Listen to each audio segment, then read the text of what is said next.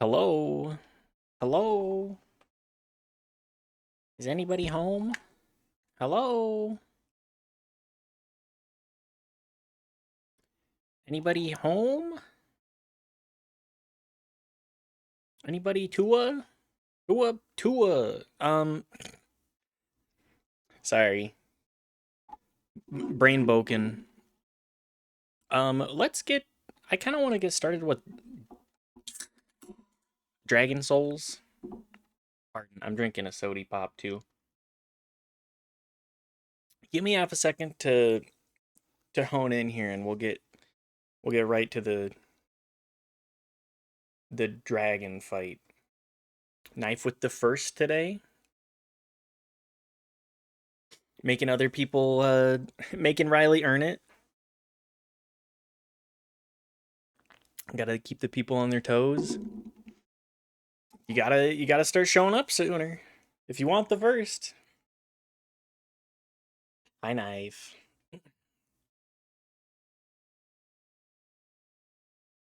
Oh, sorry. I have not. I've been just kind of like mentally meandering the last hour and a half. So I didn't take my concentration time very much. Needed to work on that, obviously. Thank you, Knife, for keeping me on task. I would have just pissed away the last hour. Instead, I actually took a walk around the complex and ate.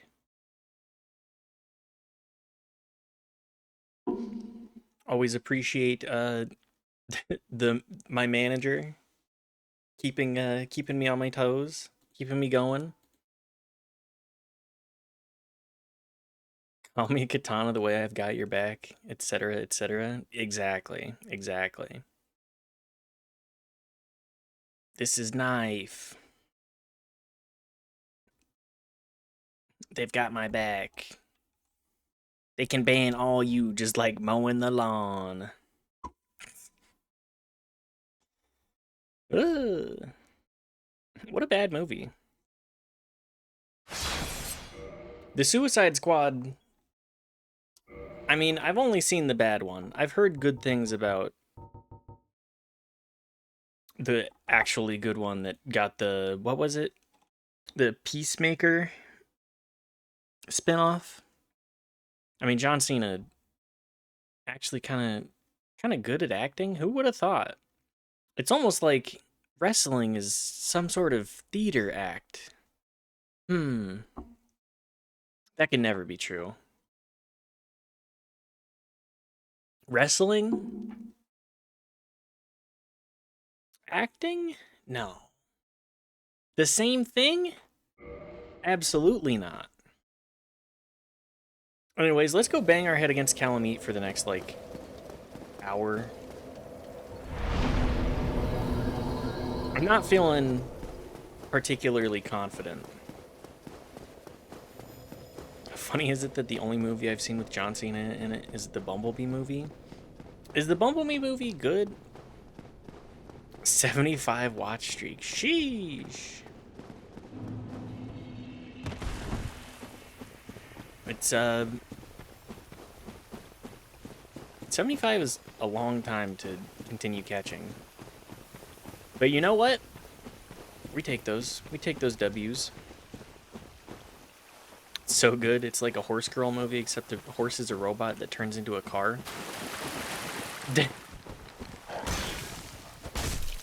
Everybody's favorite. I mean, horse girls. Obviously, no issues with horse girls.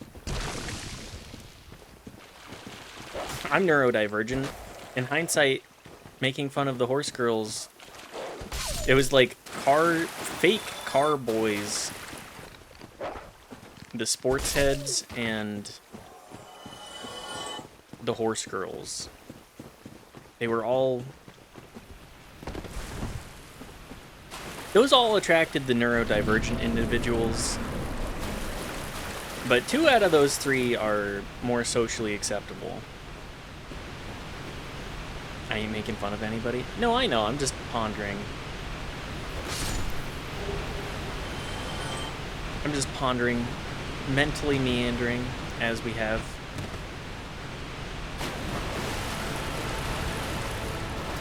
Mentally meandering to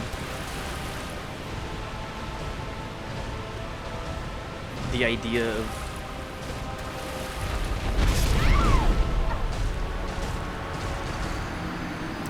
all that work. Mentally meandering to the idea of neurodivergence. Interesting stuff, huh? I don't know any horse girls, but I think in another life I could have been one. I like horses. I think horse girls primarily had the... I mean, I grew up pretty suburban, but like, there were still more horses around. Like, there were more areas out where I grew up where people just had like a corral with a couple of horses on it. And it's zoned for it, so... Like, growing up, I would drive by a place that had a horse in the front yard pretty consistently. Alright, it was Knife this time. It was. Knife beat you to it, Riley. Good to see you, by the way. A lot more distant family had horses, yeah, in Kentucky. That makes sense. The,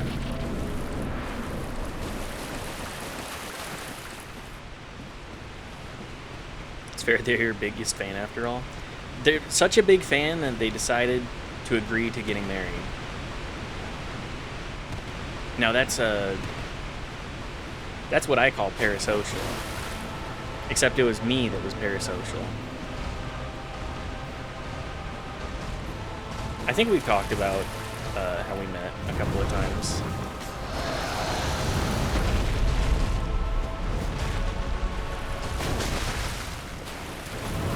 No, not my least favorite move.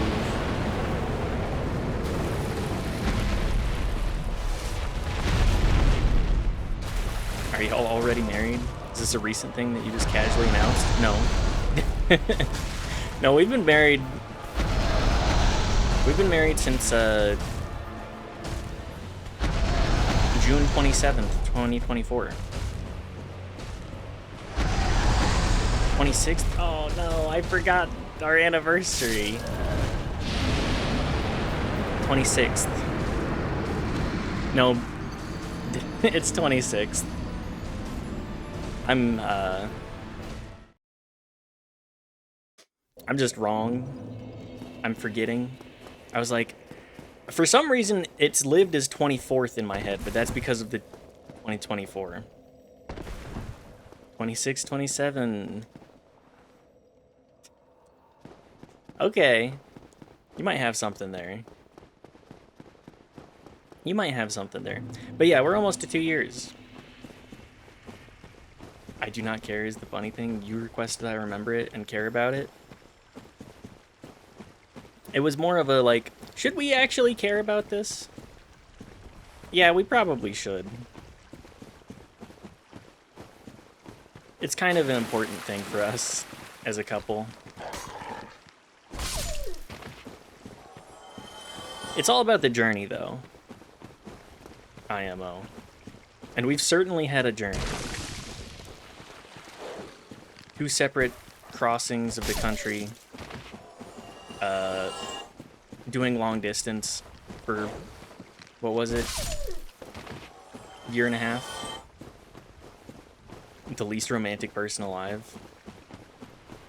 I think it's just, as I mentioned previously, neurodivergence. I don't think that that's a bad thing. Some people are neurodivergent and it is an important thing, but I think it's just a case of, like, I don't really care about calendar days. I'm neurodivergent and overly romantic. I kind of feel in the same boat, but I'm bad at it.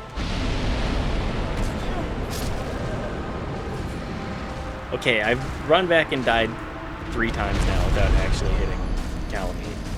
Maybe I should lock in just a smidge. I'm just too busy yapping, apparently. But yes, I tend to find myself leaning towards overly romantic, but I'm just bad at maintaining my schedule. Lock in. I know. I need to... It's time to lock in, okay? Calamite sucks and is also the second best dragon fight in the franchise. Yes, no. What would you rank as the first? Also, hi, Brongo. Midir. Which one is Midir again? Hang on. Is that Elden Ring? Because I don't think I got to Midir.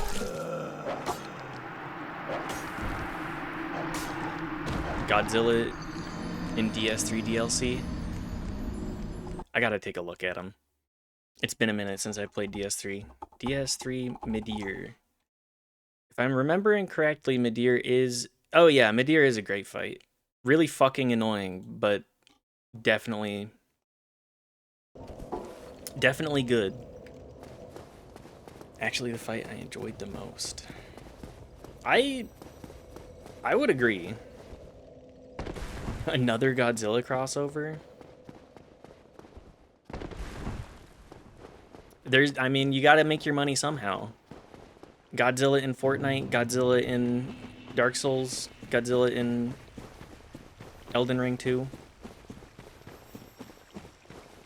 It's in the city. Oh yeah, okay, you fall. I had to be reminded at least a little bit more of the context clues. Calamite, I would agree that this Calamite is the second best dragon boss fight in the whole series, actually. The more I think on it, the more I'm like, okay, Ancient Dragon sucks ass. What other dragons are there? I know there's at least a couple in Elden Ring. I just cannot remember them. Seath? Seath is not a good fight. Seath is a kind of a joke fight. Big Dragon in DS2. That's Ancient Dragon, yeah. Godzilla and King Kong times 1,000. True. But yes, the Big Dragon in Dark Souls 2 sucks ass. That fight sucks. It's not... I mean, Calamite and that dragon have very similar movesets, but Calamite has swag. Ancient Dragon is just kind of like, I'm here. Stinky Dragon in Dark Souls 2 and Ancient City DLC. I would put that as number 3.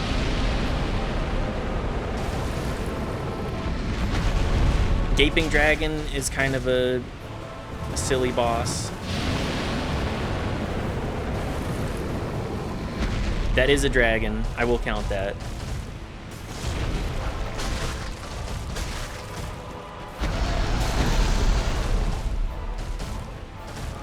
Ancient Dragon isn't technically a dragon anyways. That's true. I'm so sorry, your users. Calamite does have a really bad noise.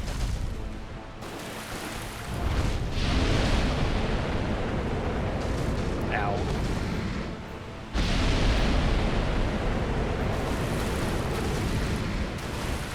Why didn't you Dragonborn in this run? I leave that for bench. I haven't even gone down to that area yet. I love that noise. It's fun from a like noise perspective, but I don't like subjecting other people to it and experiencing it very much. Didn't you fight the Hydra down there? No, we fought the Hydra in Dark Forest. The forest. I can't remember the name. But we did fight a Hydra yesterday. What other dragons are there? I swear there's another one in Dark Souls 2. Dark Souls 3, the goo dragons, I'm not gonna count those.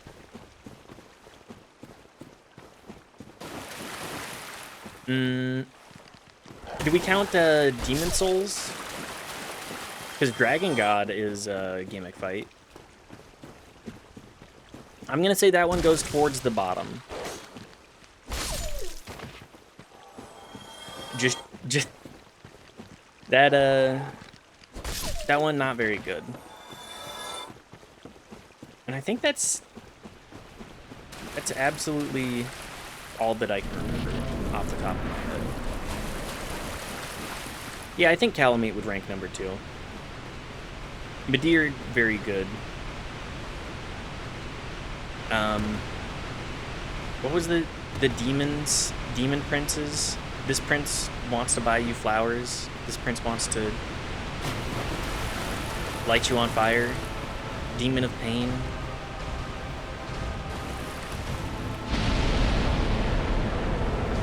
I mean, Rain City just has some incredible boss fights in there. Demon Prince wants to buy me flowers? Yeah, Riley. Only you can save the world. You are going to get isekai'd, and you have to marry the Demon Prince for the sake of all mankind. I said Big Dragon and DS2, I meant Guardian Dragon? Oh, okay. Guardian Dragon... I'm gonna need to take another look.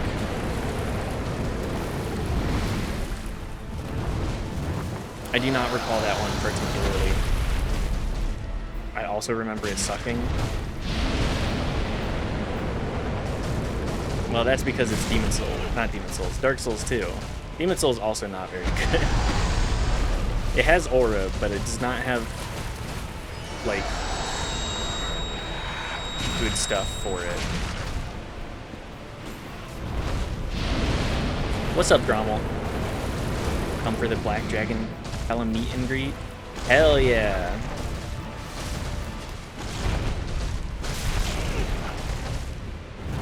Hella Meteor. Well, that's not gonna work. Isn't Demon Souls like the first in the franchise? Yeah. It's... Kingsfield is very much just iteration upon iteration in a similar fashion.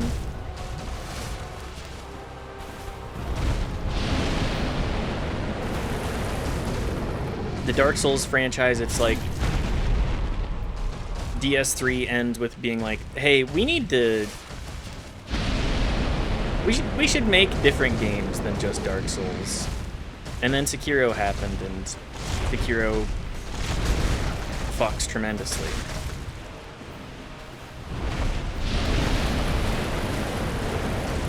Kingsfield definitely doesn't count. No, but it's the iteration. I believe a different director, too. Like all of Demon Souls is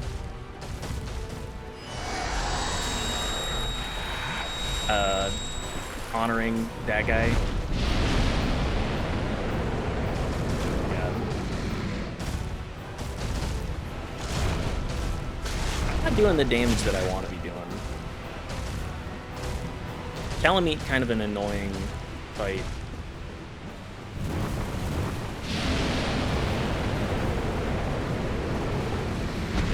At least from the running, and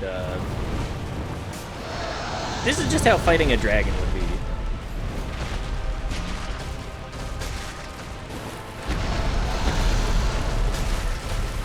Which I'm fine with. But also, fuck that.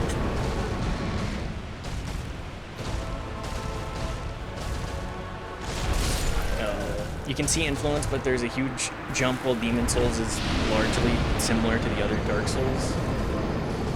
PS3 takes more from Demon Souls than it does from PS1, TBH. Are you talking entirely mechanically?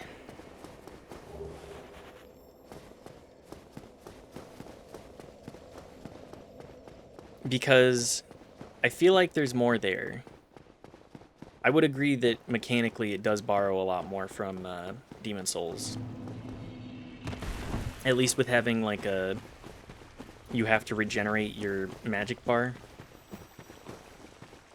Your FP bar. Structure with the central shine that you warp to levels from. Turn to mana for spells. I would agree with that. Having casts... I mean, I understand why they would be like, we don't want... Actually, let's change this. Also, attunement slots... I do think that changing attunement slots to be something that you, like, earn rather than just put levels into is also a good change. Just referring to Elden Ring here. I think an interesting way to iterate.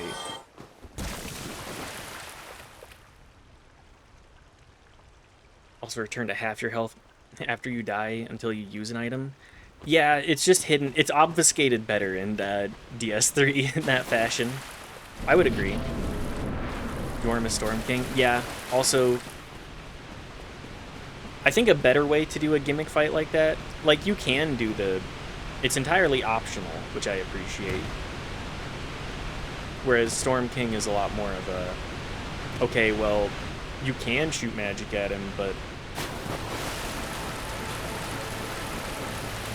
I think I like having a number of total spells per cast over having the amount of XP equals total casts is better. I think that's a super pedantic thing, but that's personal choice.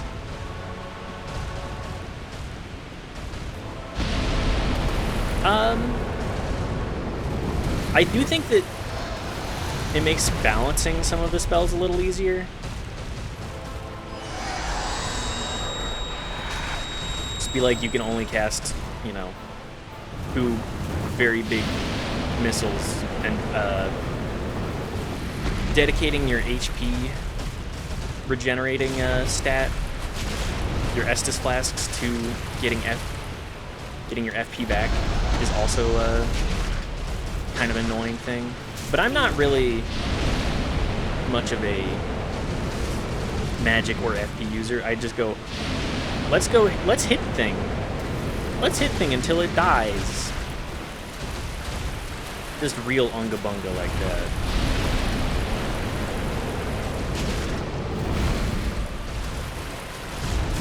Okay.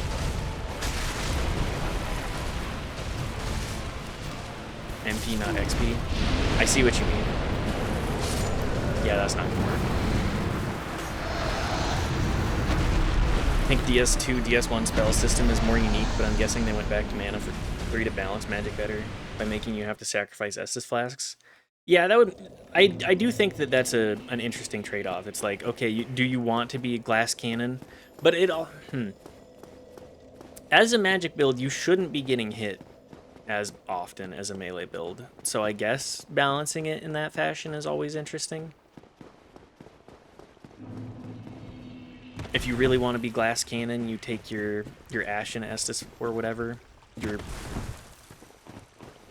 MP regen. Interesting trade-off for sure. I also think Elden Ring's choice to add a secret third flask for secret things is good design choice, wherein you can choose for more MP or more stam or more HP, etc., etc. Having more options is more gooder, right? I think that the... What is it called? I can't... Cerulean Flask or something like that? Anyways, I do like the special effect jar that you can use infinitely.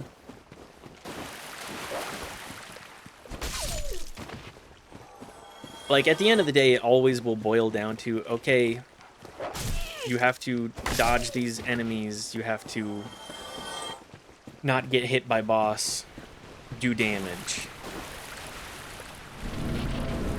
I like the name Physic. Yes. The Salubrious Draught. It's the Dragon's Dogma healing pots. Great name, great alternative name for healing potions. IMO. No, the Physic, I think that that's a great choice. And the modularity of it, just great. Awesome. How do you want to make it work?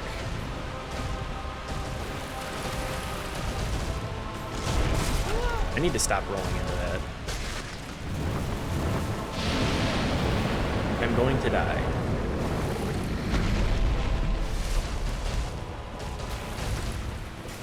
Physic is cool, Moongrass is cool, Warmth Gems are cool. Need more expendable heals in Souls games and less pots that are refillable. I think that the pots that are refillable is one of the things that makes at least Dark Souls 1 more unique. In that you're not having to grind for healing items. I like having both. I think you should be rewarded for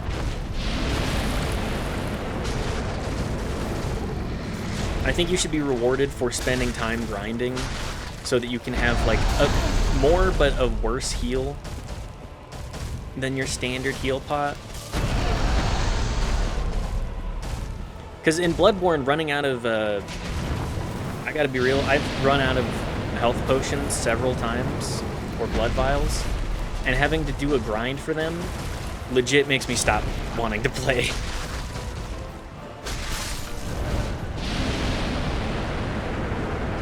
I remember, I think my second, probably one of my first runs, I got walled at Vicar Amelia, not realizing that I was just blowing through my heals. It just... I'll tell the story in a second, but I want to finish my thought. I just think that you should be rewarded for having the expendables by, you know, you can take more hits. You spend more time working on it. You spend more time getting it, but you should always have that baseline of like, okay, well, you get, you know, 2 Estus flasks per run, but if you want your 3,000 life gems, they are there. Like, I really do like that. I think that early game Dark Souls 2 suffers from that design being too much in the other direction, though. Just because it's like, your only heal item is heal gems, and that's like it.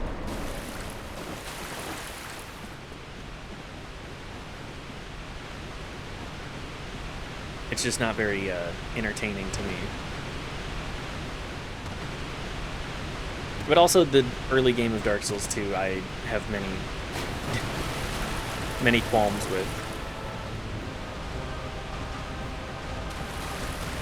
But yeah, so I brick walled at Vicar Amelia. Motherfucker.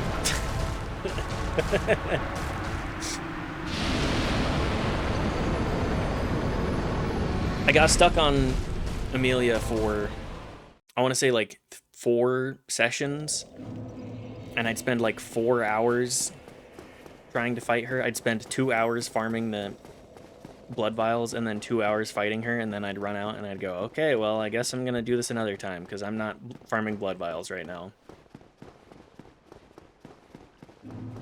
Early game DS2 sucks super hard. Love the bosses in the first zones, but the areas are dog water. Abso-fucking-lutely. I have no qualms with the bosses. They're just less memorable. Like, for a majority of Dark Souls 2. I think Dark Souls 2 suffers from being a game that's, like, just feels a little too long. Which is not something that I would normally complain about. But it just feels very extended. And so the early game is just a slog. I had the same issue with Fallout 2, actually. Like, the first, I want to say, 2 sessions were just like, I don't have a gun. I'm going through these areas and I'm hitting shit with a spear, and I'm having to rest in this zone because I have no HP and I have no stats and I have nothing. Like, feeling the you got nothing part, it makes you appreciate the highs that much more, but it's just a little long. Yeah, you gotta get Sulik ASAP. Yeah, and Sulik is like, after, what, 2 hours? Tried to play Fallout 1, couldn't get past the isometric graphics. I kind of love Fallout 1. I hate graphics like Fallout 1. I understand that. I can understand it. I think there's just so much character to the, like, looseness of it. Or the resembling aspects of it. Like, it's difficult to get across what we're getting across, so we make it kind of blobby. And with CRT, like, it's designed for CRT. Let's remember that. Of course, it's not going to look great on a 4K monitor, but that's just, you know, different era of gaming altogether. It's a bit hard to look at. 100%. I don't disagree. I kind of like it, though. It's like a level of friction where it adds charm in my eyes. 4K CRTs win.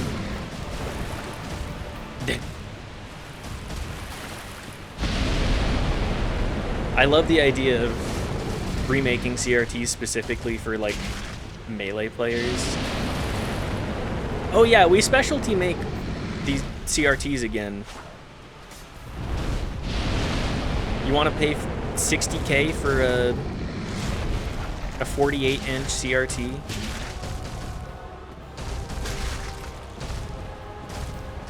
My family growing up. No. I think CRTs may be some of the best displays available. I think CRTs are, like, an insanely good... keep rolling into it. Not like that. The grab is... The grab is very bad. It doubles the amount of damage you take. And we're already taking a lot of damage because we have nothing.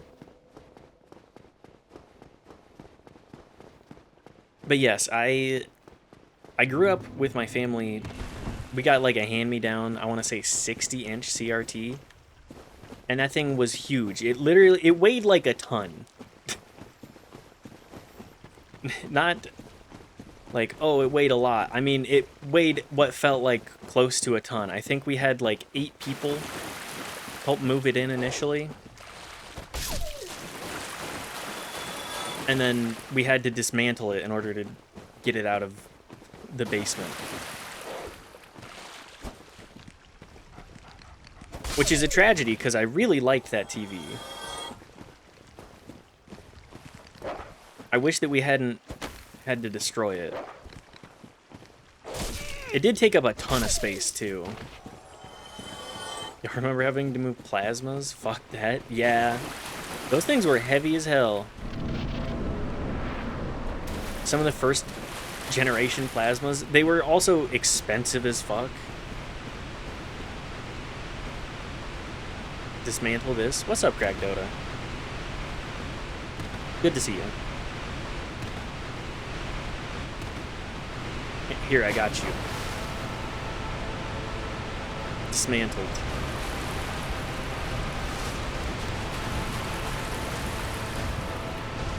Put that shit away.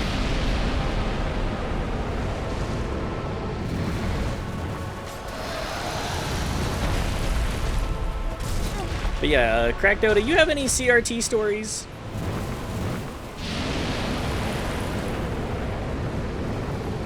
I just love... I mean, I stopped watching TV for a hot minute because all the television marketed... Like, in my tween years, it felt like there wasn't really anything aimed at me. It felt like nothing really understood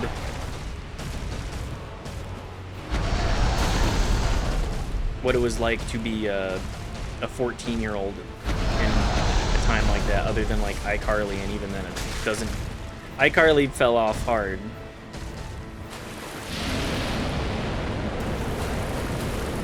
Remember, my grandmother basically forced me and my uncle, came down from St. Louis for Christmas, moved a plasma box TV with stand as soon as he landed.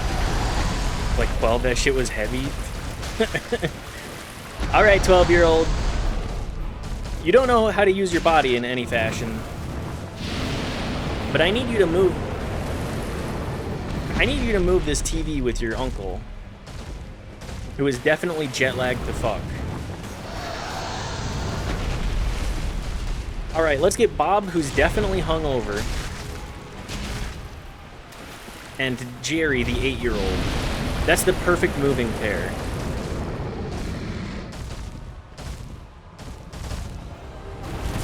Oh, there's the tailspin. I haven't seen that in a hot minute.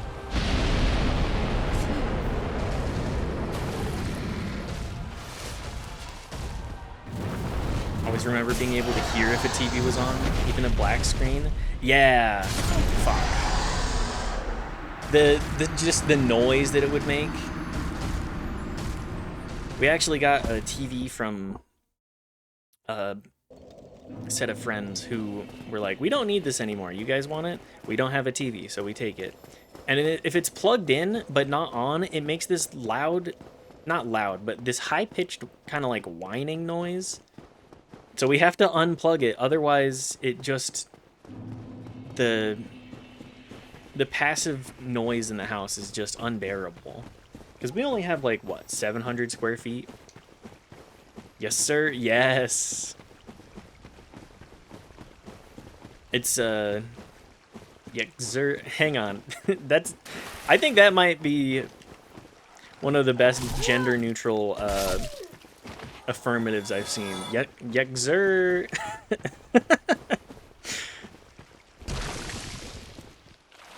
Happy Pride Month, by the way.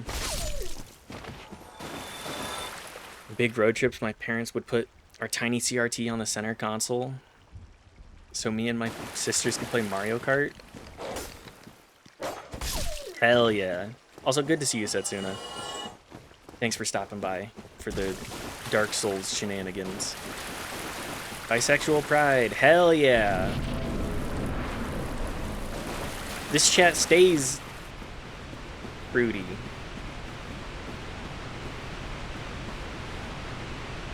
Happy Pride! Stay fruity, everybody. You've heard stay frosty. Hang on. Modern Warfare? But gay? Bryce with a big bushy mustache? And just the mustache? Kind of like the cop stash? Village People type stash? Motherfucker. Oh, this run back is very fun.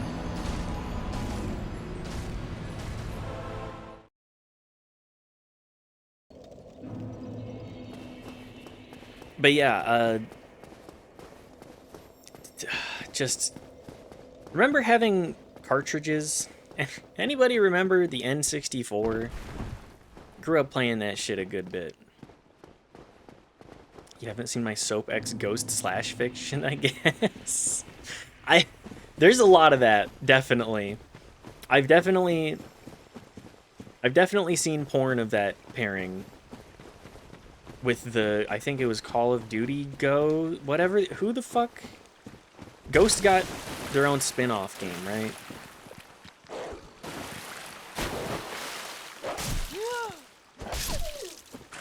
And you remember Ball and Stick? That shit went bonkers. I was more of a hoop and stick guy myself. I would go, oh, yippee! And roll my hoop and stick down the road. With my lederhosen and hoop and stick. No wonder you turned out this way. Yeah. Kids these days don't know hoop and stick. Instead, they play with ball and cup. Why can't it be like old day? Like and subscribe if you cry every time.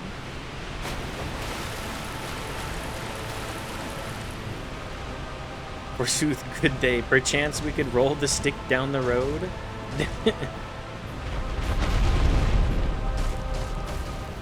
Forsooth, could we perchance roll the stick down the road? Papa, may I go play hoop and stick outside with... I'm trying to... Tiffany. The Tiffany problem. +1 rep. I'll take it.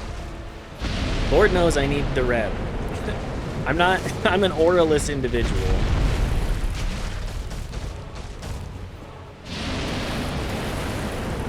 Smack you right in whatever this region is. Your dragon tank.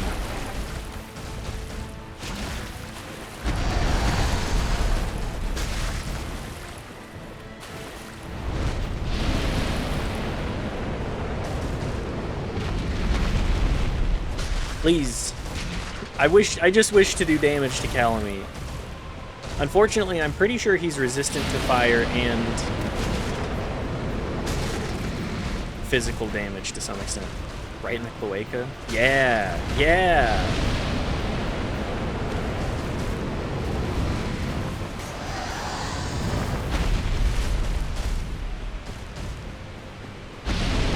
I feel like we need a Fallout VATS type system that targets the cloaca. Hang on, what do I mean by this? I don't think I mean anything by it. Ow. Can I just... Okay, nope. Okay, we did get Calamite down to half-ish HP. We'll get there. Nope. Can shoot things in the groin in 1 and 2. That is true. If only it had if only it had better stuff for that. Truly the best Fallout games. Knife has talked about this several times, and I think I am inclined to agree that there is no good Fallout game. Like, they're all just kind of jank in their own ways. It's just a matter of your preference for jank. Do you like power fantasy? Because you definitely get power fantasy at the end of Fallout 1 and 2. Being misquoted?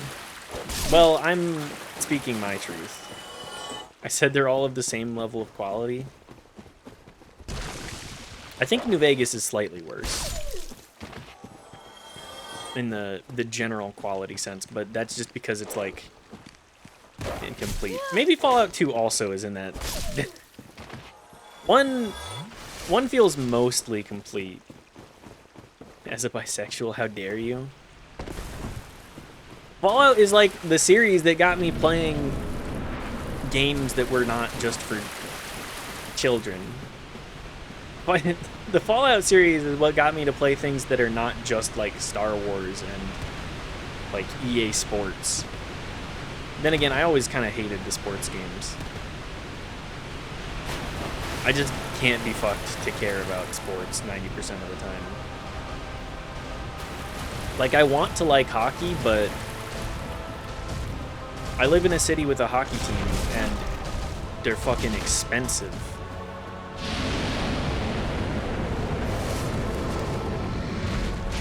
It's like $100 a ticket. I'm not paying $100 for a ticket for a sport that I don't even know how to, like, any of the rules for.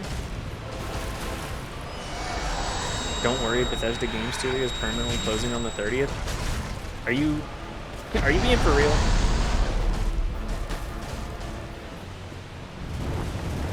Am I being joshed with?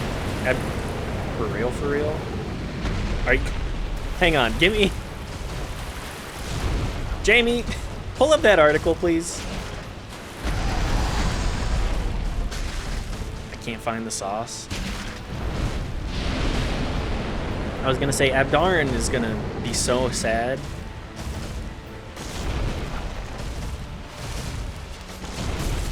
Fucker, I need to stop rolling into that.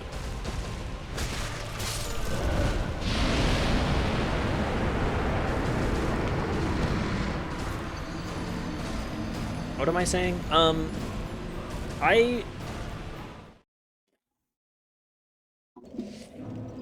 How much did Starfield cost to make? $1 billion? No? Oh, okay. I don't know how money works, actually. But if you had a friend coming to your town, and you know you probably won't see him in your town ever again, maybe ever, maybe for a couple years, and they wanted to go see sports ball / hockey or whatever, what then? I'll do it. Absolutely. Like, I'm fine with sports. If it's like a social activity. I'm just like, I don't really care for it that much by myself. I've gone to a couple of Real Salt Lake games. Those are always fun.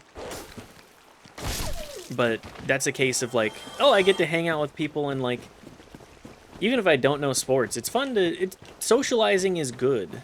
Hot take, I know. Tank that shit. I did a bunch with my folks as a kid. I just don't really care. Get an overpriced beer and some mid-stadium food. Exactly. It's like, okay, I'm gonna earmark spending like $100 day of, and then however much for the tickets. But that's not like a I'm going every game of the season type shit. I don't think I could ever do that. But yeah, I'll have, like, for social events, I'll go do a lot of things. I'll do a lot of things that I would otherwise be, like, eh. Like, if they wanted to go clubbing, I'd be like, okay, we can go clubbing. I don't really think I'll like clubbing, but I'll do it for you and for the sake of some social activities, some social cohesion.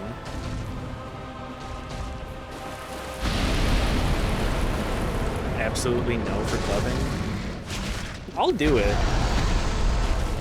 But I'm gonna be like, are you sure you don't want to do anything else while you're in town? Because, like, we got lots of other stuff that you can do that are more interesting. But clubbing is probably the social activity that I'm least inclined to be interested in. Just look at my demographic, man. I'm streaming on Twitch.tv. You think you think I go clubbing? You look at this. You think this person goes clubbing?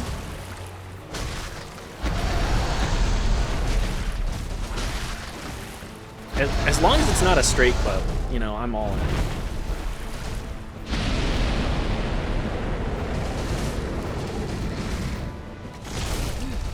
Right club? Yeah. If it's a straight club, I don't think I'm going to be having much fun at all. Bar greater than club? Abso-fucking-lutely. I've been to a couple of bars where I'm like, what the fuck? It's so damn loud here. Why is everybody fucking screaming? And even then...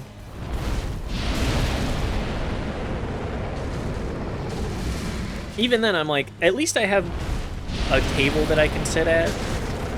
And I can eat decent enough food. Like, bar food is at least fun. Never been to a gay club, though, just gay bars. I've been to a couple of gay bars. I've never been gay clubbing. What about a lounge? Lounges I fuck with tremendously. I've been to a jazz lounge in Kansas City. And that was an incredible time. Again, very loud. I have very sensitive ears. But it was such a good time. I love live music. Any opportunity I get to listen to live music performed, I'm happy. Even if it's not exactly in my genre of choice. I'll pregame some fun activities beforehand. Don't go to a club to connect with friends. Anyways, they're too loud and busy.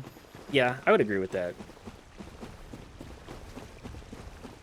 I'm not in the target demographic. I feel like clubs as a whole are kind of on their way out.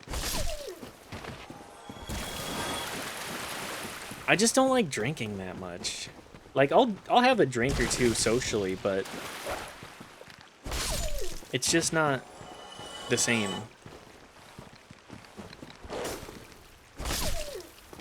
I gotta worry about crazy hangovers now, and I have to drink a fuck ton of water to even try to mitigate that.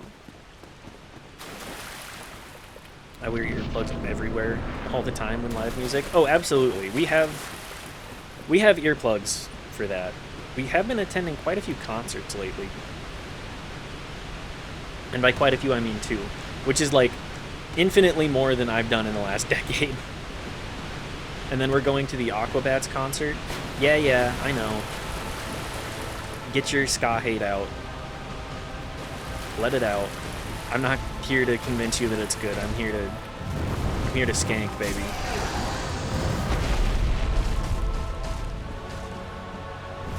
I think I've talked about it a couple of times, but I did see Real Big Fish when they performed live here too.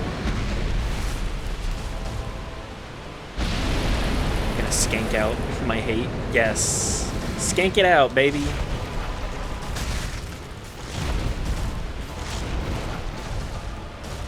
Pick it up. Yes.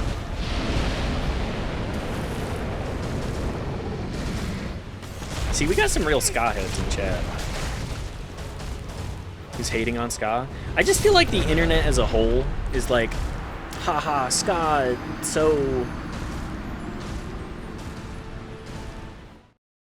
ska so bad. Do you know ska came before reggae? I did not. Can you cite your sources to me? I would like to learn this. Oh yeah, I lied. I think I saw an article with that title, but they're just shutting down a few live game service games. Are they shutting down Fallout 76? Regarding the Bethesda stuff? Are they shutting down Fallout 76? Because that's one game that I think genuinely is dog shit. Like, unplayably unfun.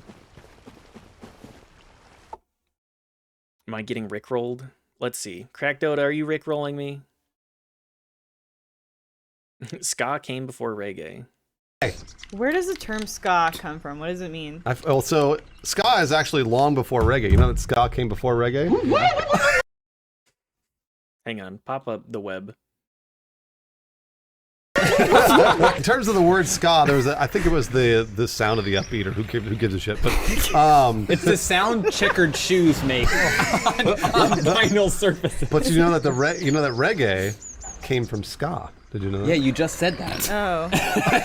You literally said. That's all I've got. You literally said. Did you know ska came from reggae? But did you? Okay, that's a good video. Who are those people? Because I'm not aware of them. Did you know? Funhouse? I was not a Funhouse head. I'd kind of washed out of that type of content creation after the whole creature thing fell apart. I was like, I can't do this again. RIP. Formerly Inside Gaming.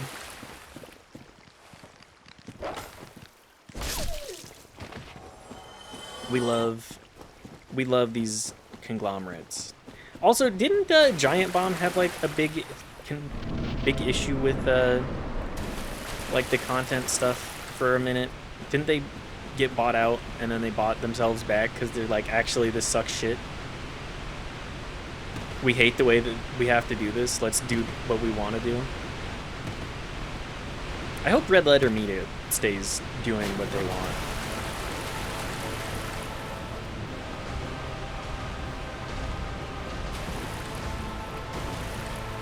Come on, Calamite.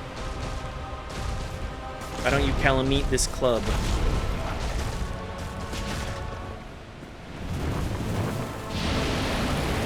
fucking hate... I hate the reset moves. More ghost hunting from the drunks. Hang on. Ghost hunting?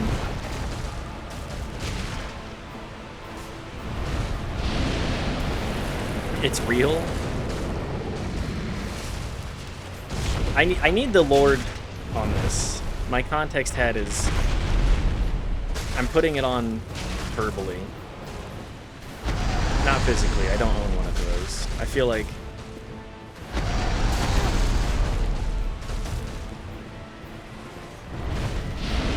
like that would be either a really, really good joke, or is it a good joke hat? The context hat, just stitched onto a baseball cap.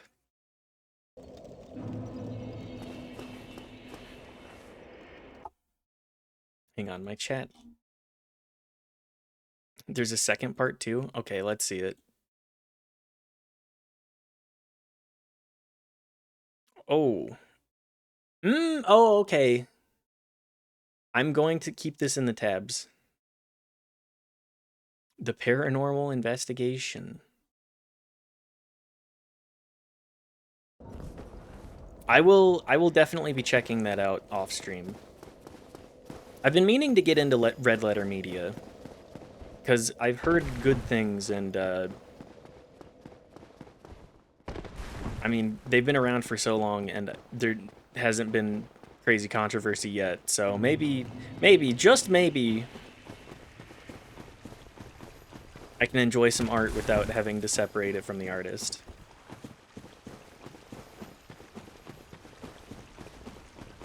Is Neil Breen making any new movies, by the way? Speaking of separating the art from the artist.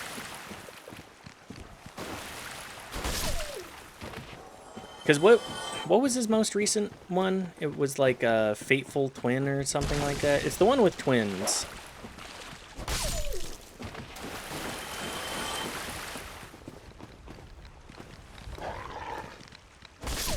I just love that some people get money and they go, what do I do with this? Twins. Twinnies. OMG, twins. Shrimp and white wine.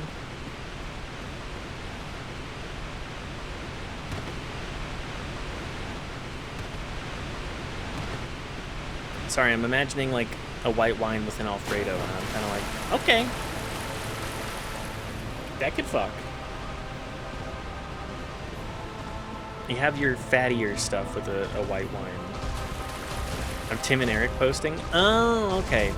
I'm not a Tim and Eric knower, unfortunately. White wine, frozen mangoes. Okay, yeah.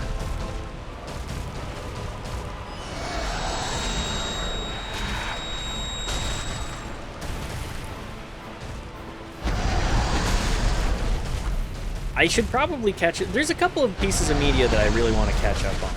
I want to watch Tim and Eric. I used to be a Robot Chicken head, but I don't think I, like, in the old Adult Swim days, but like Robot Chicken is definitely, I'm not gonna say it's highbrow by any means. Maybe some frozen raspberries too, depending on if you want your pants on or off. Frozen, ooh, white wine and frozen berries. Let's rock the Roman Senator. Get some cheese in there, maybe some like cured meats, some bread, charcuterie board, frozen fruits. I just love a charcuterie board. I think on cinema, at the cinema, is better now that you're old. Now that we're older, probably. I'm back. Is there a bad bitch in here? Welcome back, Brongo. Bad bitch. This is when you go OMG me.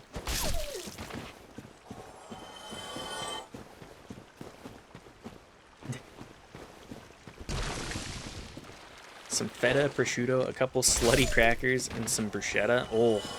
Oh, I love a charcuterie. Like, even if you are vegetarian or vegan, you can have some really good charcuterie. Maybe have like a light sort of lentil spread, well-spiced lentil spread, some hummus. Still get that protein in. Love a hummus.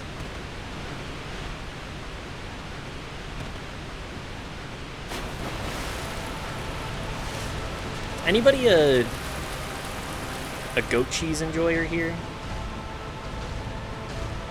Because oh my god, I got turned on to goat cheese at a young age.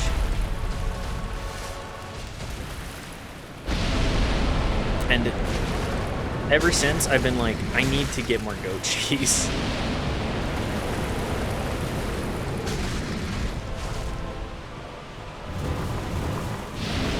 I love goat cheese. Goat cheese is so good. I love how tart it is. Like, I know that that's not something that you would typically say about, like, a cheese, but it's got a certain tang to it.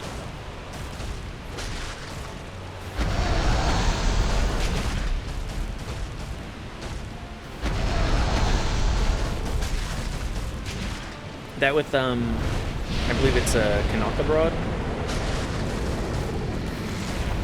I need to go to IKEA again, just so that I can get some Knockabrod, too. Because holy shit. I love a rye cracker. I did not think that I would like them as much as I do, but I do. My dad spent some time in Sweden, so he brought back several cultural things from there. And Knockabrod, so good, so good. I'm a rye cracker, do you love me?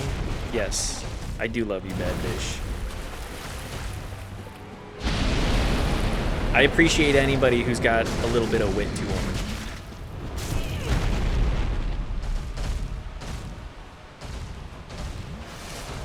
Secret hack, take honey flavored goat cheese, spread that on a graham cracker. Holy shit. We got some new tech in chat now. Double honey? Hang on, Grommel, are you sure that you're not like a grizzly bear? Do we need to... Oh, fuck. Do we need to do a bear check in chat? Can we do a quick assessment?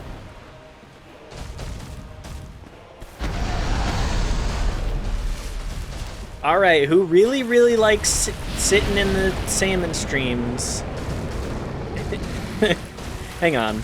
Maybe bears and streamers have more in common than I thought. A sweet tooth, love hanging out by the stream.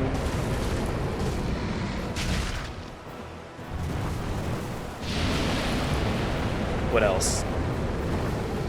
Love sushi. How many streamers are you aware of that don't love sushi?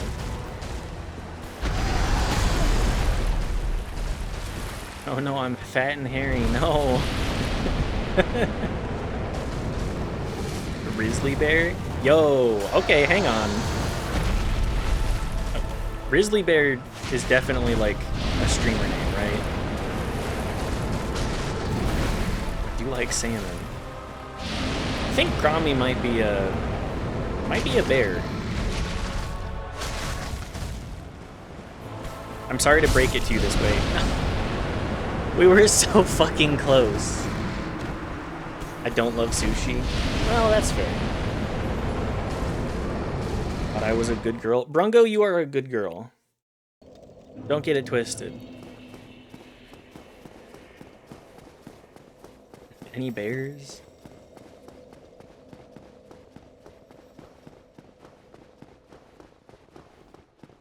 Asking for a friend. Anybody, any bears in chat want to give out their number for Bad Bish? Sorry, Bad Bish's friend.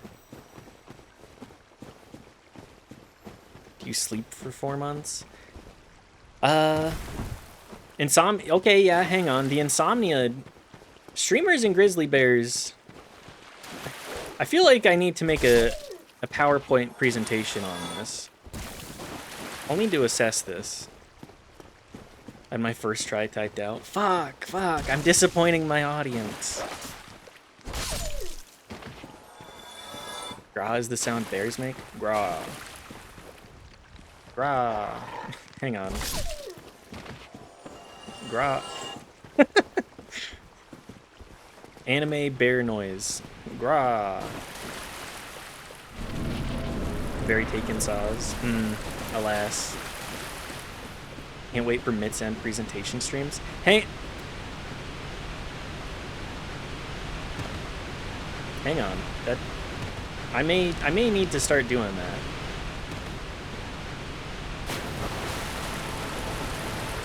When are they? I need time. Stop scaring me. What do you mean Mitz does them? I have never done a presentation stream before. But I'm thinking I need to do more special events. I think for day 180 of streaming, which we are 13 days off of, by the way, we are at 167 days straight of streaming. I have made this a priority to stream every single day, and we've managed to do it for this long, so I'm a little proud of myself. But yeah, I'll try and do a little presentation project for 180. No promises. Amazing. Thank you. Thank you, Bad Bish. And the best part is that I've stayed socializing in real life too. It's just been I've just been saying, okay, I'm gonna get it done. If it helps at all, the Stream Deck app is free and has almost the same functionality.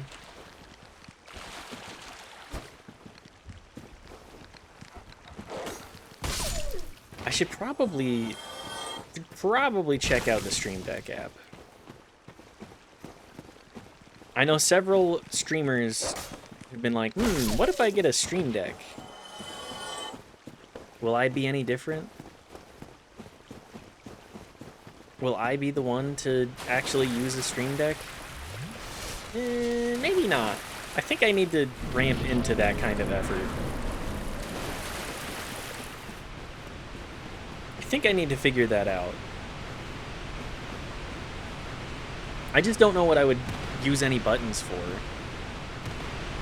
Other than, like, screen transitions? Opening sources, perhaps? But that's something that I can do in, like, 3 clicks anyways. Why would I need to buy hardware?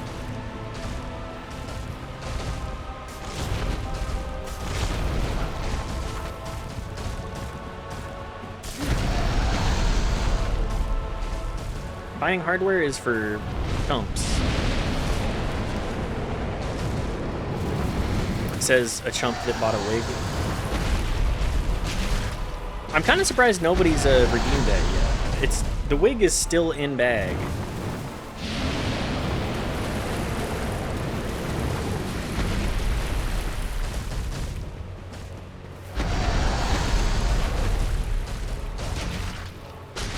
Uh-oh.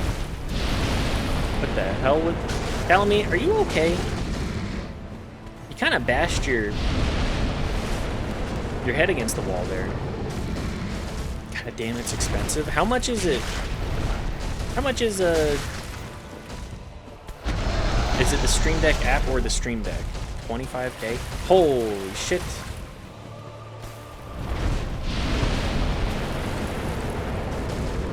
Oh no, the wig?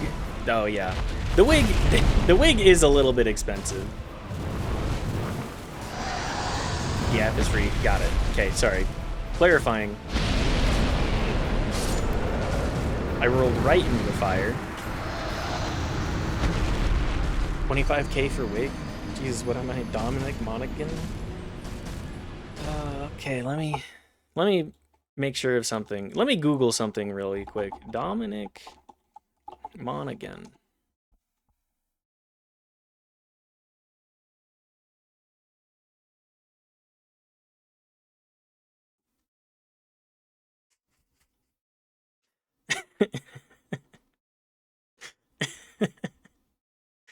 The mustache it's getting me.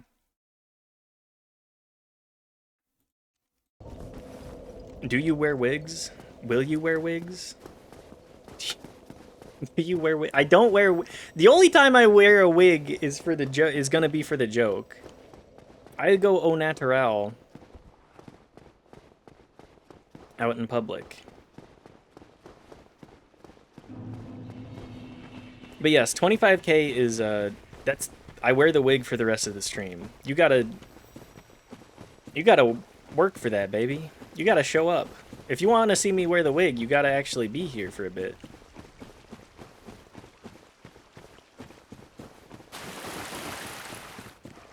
But yeah, when will I wear a wig? If for the rest of the stream, or we can probably do like a banked thing.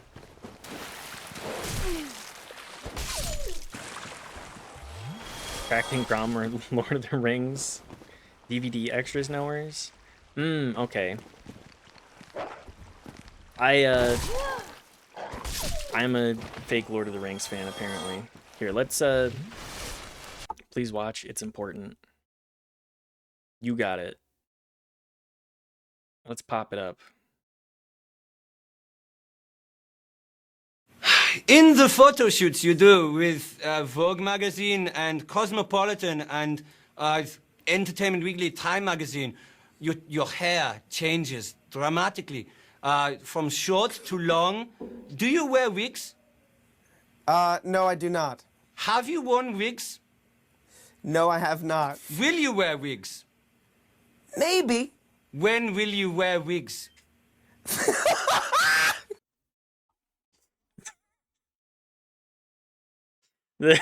Okay. Just Elijah, sorry, hang on. I forget to close it. Elijah's so precious. It's very good. He didn't know it was Monaghan asking, he thought it was an interview. What a good bit.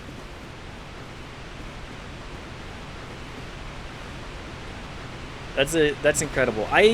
So unfortunately, I grew up in a household where we did not have DVDs for movies that were good. We had like DVDs for 50 First Dates, so I didn't spend a whole lot of time watching extras. Like my first time watching Lord of the Rings was, I think, in 2014.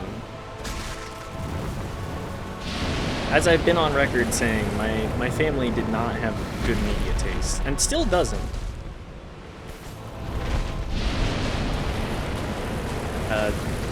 Last year sometime, I was talking to my mom about what she's been up to, and she talked to me about seeing the, I think it was Ice Cube, like War of the Worlds type movie. I can't remember. And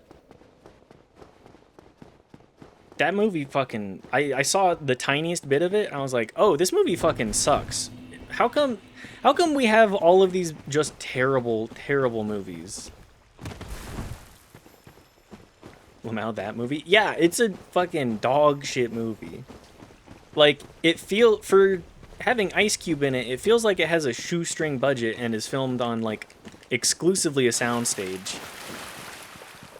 Where's the heart? Where's the heart in my art? Like, not everything needs to be great. But did anybody not phone it in any time in the production of that film?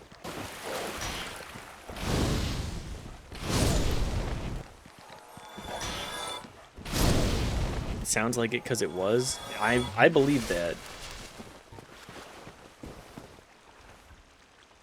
Elijah had been doing international press interviews all day. The rest of the crew was in Germany for press, and he was in NYC to host SNL. So he couldn't see Dominic. He just had him in his earpiece. He genuinely didn't know it was Dom till the end. He said he thought it was a German host doing a bit he didn't get. Okay, the context for that all is incredible. convinced Ice Cube shot it from home in 2-ish hours. I'm surprised it took that long to get that, because there was no acting involved in that movie. To my knowledge, there was no acting actually involved there.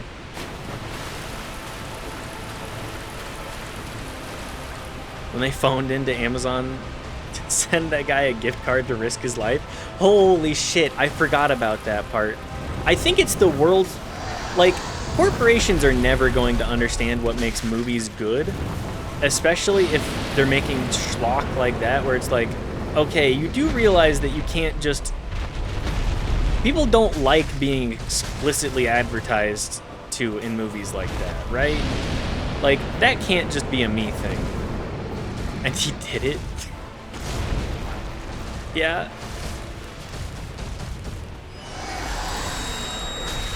Just, we'll give you give you a $500 gift card in exchange for you risking your life. What is this, the fucking Beast Games? Well, it is made by Amazon as well, motherfucker. And died? He died?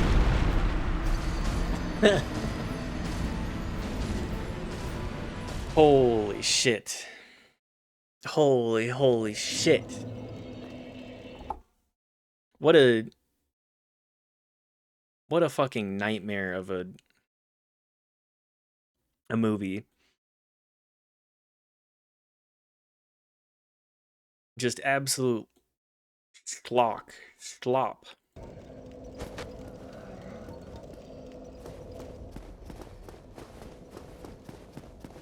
I thought so. It's a jet from Avatar situation. Is it?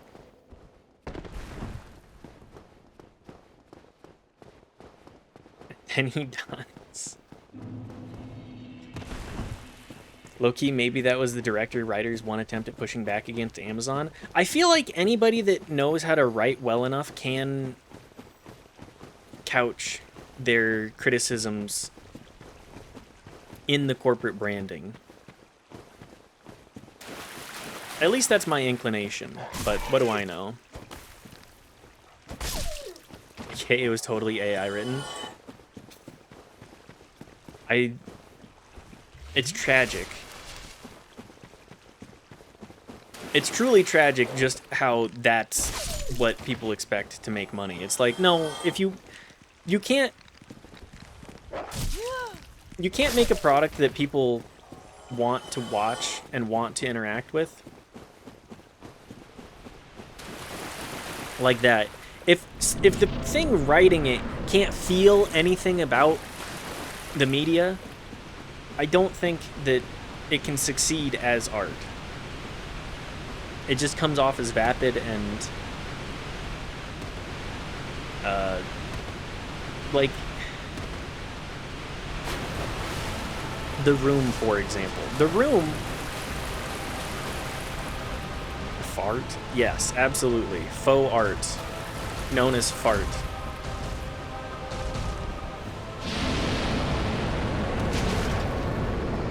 We're starting the faux art movement.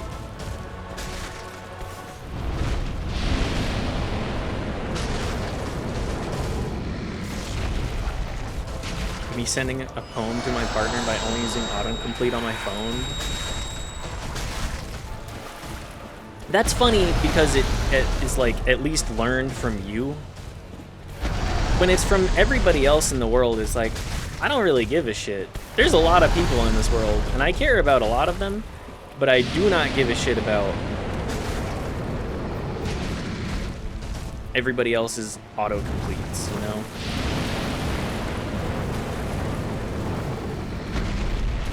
What are you about to say about my favorite Dadaist artwork?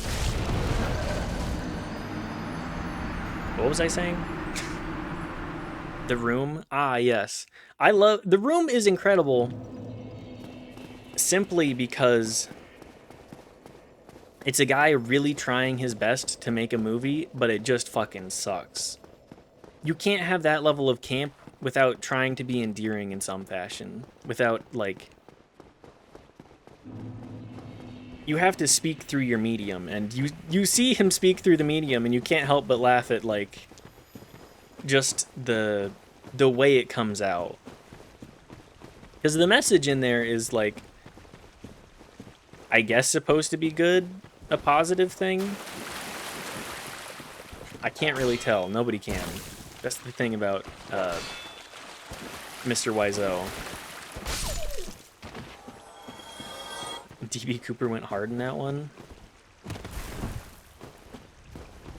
Which one was DB Cooper?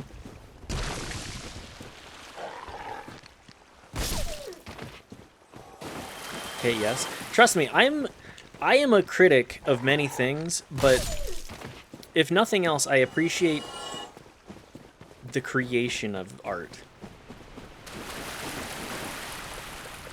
Even if I think it turns out fucking awful and can't help but laugh at just the inability for anybody on set to say no. Simply because the guy behind the project is an egomaniac. The guy that robbed a plane and parachuted away. People claim that Tommy is DB because he came out of nowhere with enough money for a movie and no one knows how he got it. Okay. Now that's pretty funny. DB Cooper, Tommy Wiseau. I'm from Louisiana. According to his... He just has a whack-ass accent, too. I think he is from a Soviet bloc country, but he tries to play it off like... Fuck. Tries to play it off like it is not. The message is Lisa is sexy, everyone hates Tommy, and Tommy doesn't care anymore. Yeah, that's the lasting legacy of The Room. Lisa, you're so sexy. Also, her, Tommy fucking Lisa's belly button, is that's definitely where he is. I think one of these days I do want to try and do a The Room script reading. I know I mentioned it when Bad Bish was watching it, but a live script reading of the movie and just like that could be incredible stuff. Don't kink shame. I'm not gonna stop him. If he wants to be there, he can be there.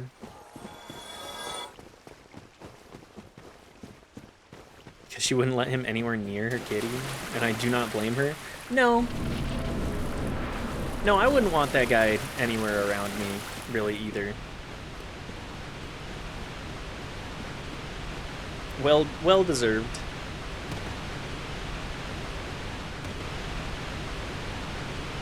Disaster Artist was actually a really good read. I need to give that one a read. I saw the movie, and I mean, I'm sure that the movie is played up. James Franco, not a good dude.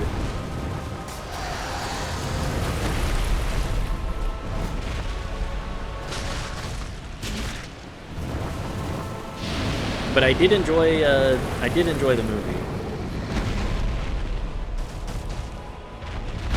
It's crazy that he was actually kind of friends with Mark. Yeah. Very, very wild that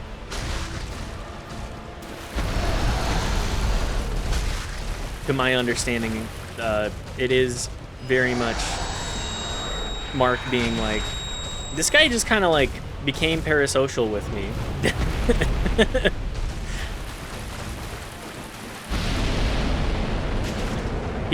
I met him one night and he just became super attached. And I didn't really know how to turn him down because he was weird and had money. The classic combo. Turns out Seth Rogen kind of shitty as well. I'm not surprised by that. Not as shitty as Jonah Hill, though. I mean, it's those people. They get so successful that they surround themselves with only other successful people, and it becomes like an Ouroboros of the same dog shit behaviors.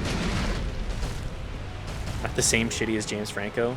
No, James Franco is like a bad guy. Kind of shitty.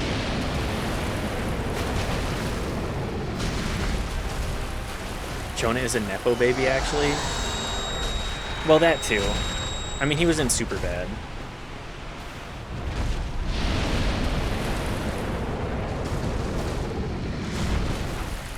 I feel like anybody that's in that movie is probably not a great person.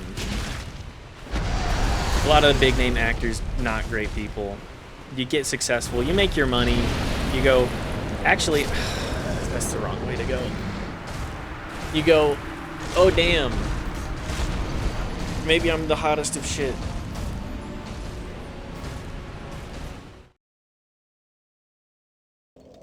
Not the asking me about my wiener guy. Emma Stone? He actively campaigned for McLovin not to be cast. Emma Stone? I mean, I feel like we could just go for like the male cast at the very least. I feel like I can confidently say that most of the male cast in that movie is not great. Although, oh, what's his name? The other cop with Jonah Hill that I can't remember the actor's name of currently. Bill Hader. Bill Hader, that's the one. Thank you. Is he alright? Was just thinking. Yeah, I feel like Bill Hader is... He seems like a nice enough guy. I mean, Hollywood standards. Same with This Is the End. This Is the End has probably some of the worst people alive in that in that movie. Barry is introspective enough that I'll give him a pass. Which one is Barry again? People always say good things about him.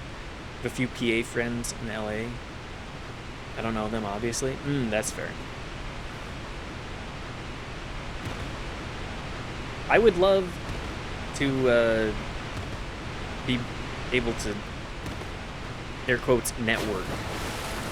I would like to be able to make friends with more people throughout the world in various businesses, especially the entertainment business. I feel like there's so much that goes on there. So much bullshit. Just, would love to be a fly on the wall type situation.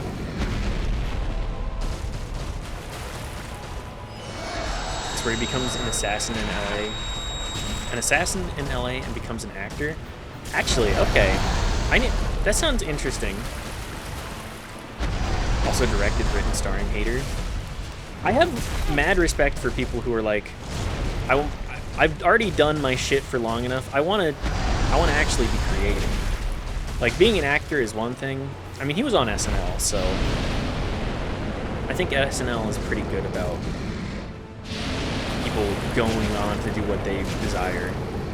I feel like it's the people that exclusively stay in acting that tend to remain shittier.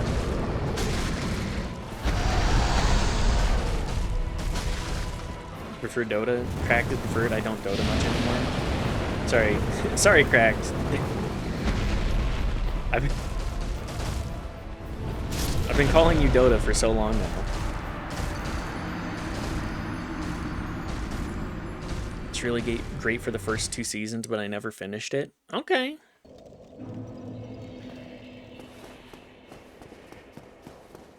I don't care that much, honestly. Well, I know now. I will strive to maintain that. But yeah, can we talk about how fucking stupid the term networking is? My Twitch name.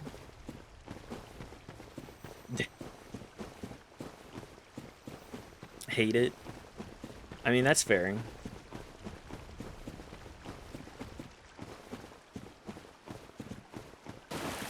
I'm sorry. I'm sorry that you hate your Twitch name. Or am I misinterpreting messages again? Apologies. My brain leaked out of my ears like 45 minutes ago.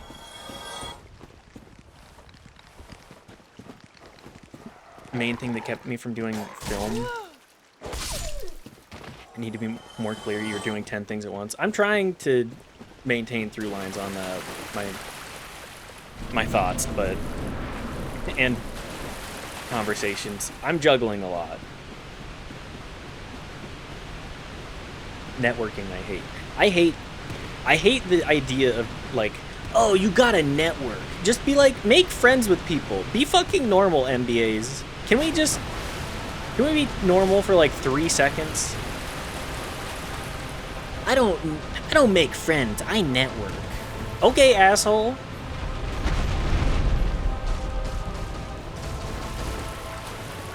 You can't have any level of like normal human decency.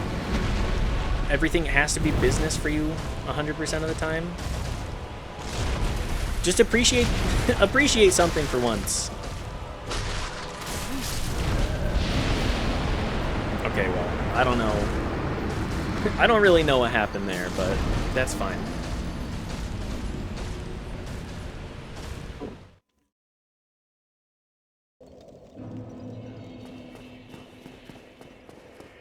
Anyways,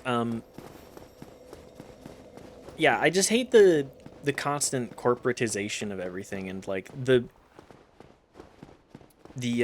whitewashing of insanity by being like, it's good for business. It's good for business. Fuck business. I want to tell me your hopes and dreams. That's all I want. Maybe we should level vitality. Hope this helps. Yeah, my soul level 1 run, I'm gonna start leveling vitality. You start networking and you turn into clavicular. Yeah, I start doing meth and pretending that my mindset is the only valid mindset. I'm okay with meeting other people who want to talk about stuff different than me. It doesn't have to be all about, you know, cocaine and Garcia. Speaking of good movies. I do meth and I'm normal. That's true, that's the ADHD. I mean, it's one thing to do like ADHD medicine. It's another to be like, I'm specifically taking meth to make sure that I have a chiseled jawline. I can't have any amount of fat. This is an amphetamine joke, yes? Yes. I'm going to assume. We attract enough neurodivergent people here that I assume anybody that talks about doing meth, I'm like, oh, you must have ADHD. Extromethamphetamine. Yeah, I figure. Taking it because you need it to function versus taking it so that you have a chiseled jawline and like to attract people. What does clavicular do it for again? Is it for like mogging? Is he... I don't like being like... Is this person that is very obviously mentally unwell, homosexual and closeted? Like, so deep in the closet that it's harming them and everybody around them? I don't like to do that normally, but clavicular feels like a case of probably just a sense of body dysmorphia and I'll just say social media generally. You don't have to be... Oh, hang on. He's also... Isn't he also backed by some motherfucker with some billionaire with a ton of money. I mean, I'm repeating the same thing twice, of course, but isn't he backed by like...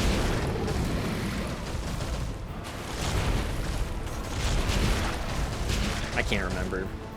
Curtis Yarvin?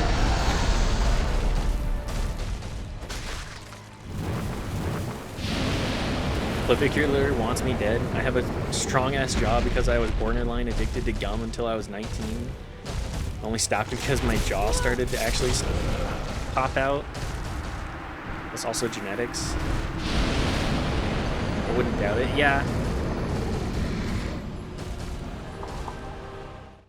He just seems like a supremely mentally unwell individual, and giving him any amount of platform to like preach his insanity to the youth is only going to cause harm in the future. Does gum give you jaw gains? Maybe I need to start chewing gum again. Don't think it's gum specifically, but chewing anything for 16 hours a day. I mean, it's really hard to get that, to have like a healthy outlet for oral fixation. It's like eating, everybody loves to eat, right? Except for people, people generally really like to eat. I'll say like tech bros, and I know WT talks about not being the fondest simply because of TBI's influencing ability to smell and taste, which I think is not to tell his story, of course, but I think it's important to recognize and remember, like, there are people that suffer. Anyways, I think generally people really like to eat. That's my problem, but yes, of course, everyone loves to eat. Good to see you, WT. I don't mean to summon you and bring it's more of a bring light and keep it in mind. I try not to paint with too broad of a brush, but, you know. He actively preaches black pill ideology, like openly saying society needs to fall apart. It's crazy. Clavicular is not... That is like Curtis Yarvin type shit. Black pill... The black pill ideology is just too much. I'm gonna stay on my hope core. I don't care if I don't really care that much if it is a little naive. The alternative for me is never-ending despair. So I'm gonna go with my hope core fantasy. Just on the work on Lurk. Cheers to you for considering the different angles. Thank you, WT. I try not to... I really try to keep it as a mental thing. When I experience other people... Oh, fuck. When I hear people's stories and experiences of situations like this, I'm like, okay, I actually do need to keep this in mind, because this is not just a singular instance.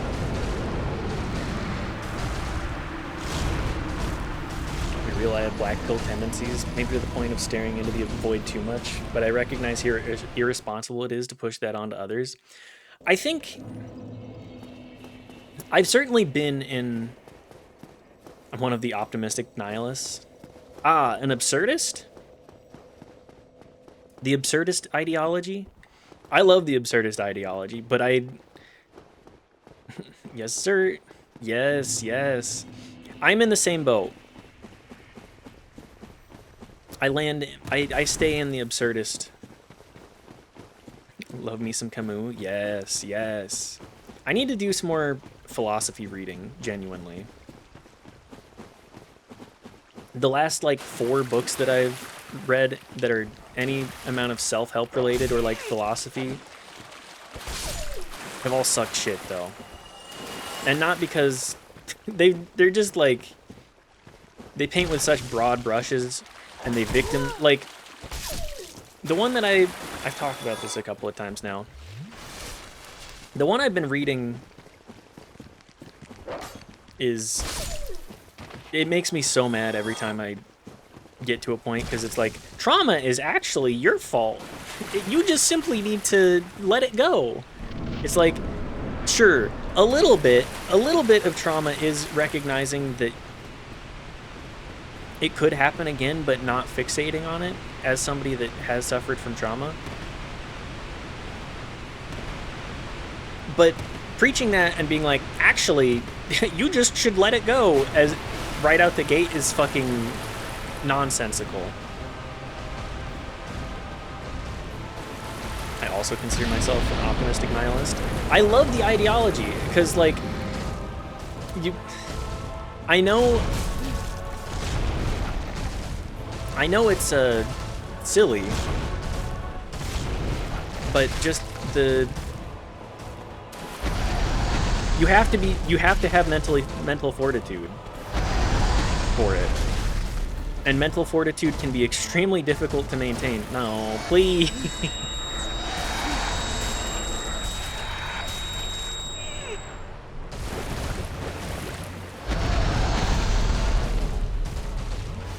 Life having no meaning means infinite potential to define it yourself. Exactly.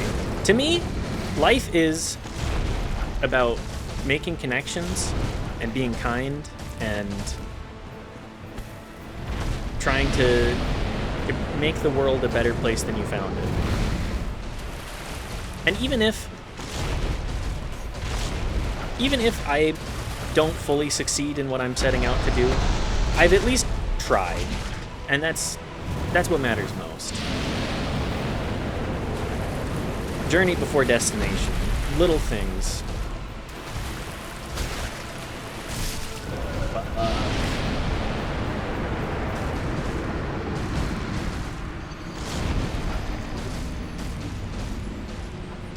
Connection, absolutely.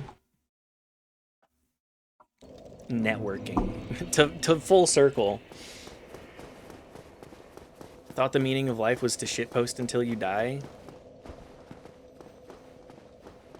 I mean, that can be the meaning of life if you so choose. That's the beauty of it, baby.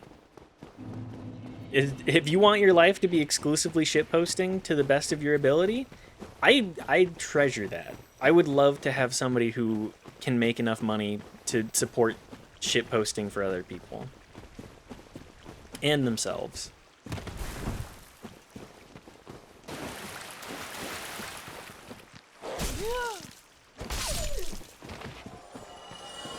But yes, I love networking. I love going on Twitch.tv and networking every day. I am very smart. I'm going to become the next Mr. Beast.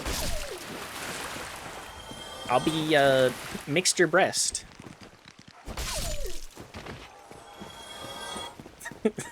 Sorry, the...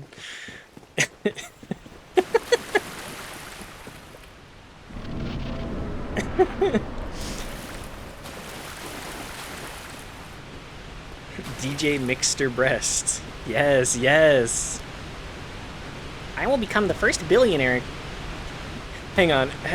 Everybody here has seen the Dan Olsen video on Mr. Beast and the Beast Games, right? I've talked about it a couple of times now.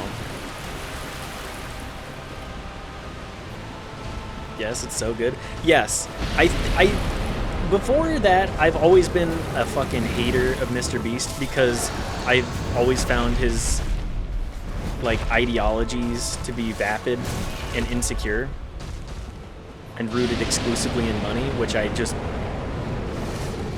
find to be soulless. Like, if the guy was actually an artist and cared about making a good product instead of whatever the fuck he makes, whatever can make him the most money, it's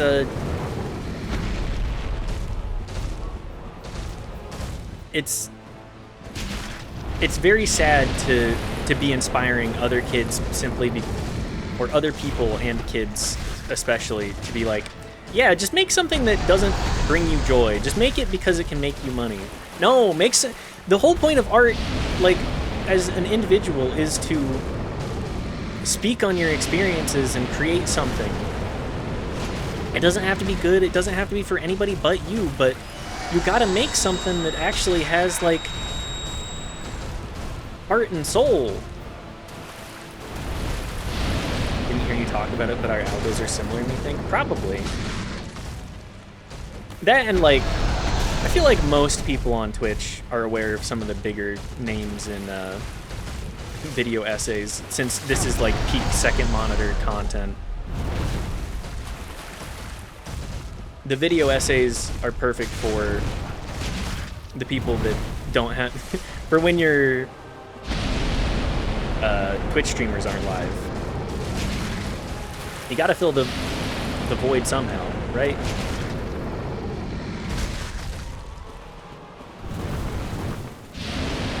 Did you see the job listing where they hire people to, like, elaborate on AI-generated video ideas? No.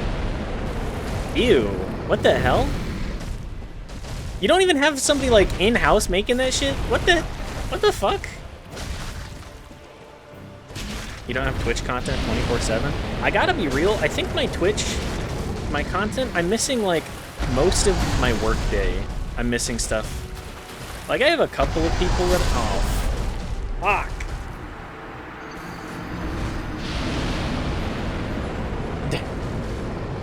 I need to see about finding more people for the mornings and, like, early afternoons. I would like to first try. Oop. Thank you, Cracked, for being the #1 cheerleader on this. I've been here for almost 2 hours. Calamite is probably gonna be the boss that we spend the most time on. I gotta be entirely honest. Everything you said, and I just can't get over his dead eyes. They're right here in every thumbnail. Yes, the like dead-eyed, just teeth smile. Come on, man, what the fuck are you doing?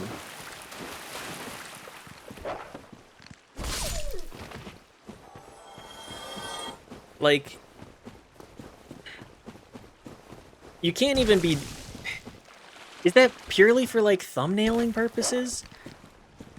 Like, I've been on YouTube for pretty much the entirety of its life and my life. And I swear every era gets worse in its own ways. Like, we had the adpocalypse back in, like, 2016-ish time frame, where YouTube was like, actually, we don't know how to market ourselves. And they just keep making the product worse, too, because they want people to pay subscription prices.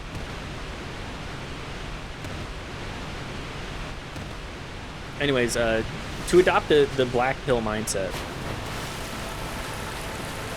speaking on which, to loop back further to what Dota said about being black pilled, I think absurdism is good. To embrace knowing, like, you can't accept it if you have any amount of, but what if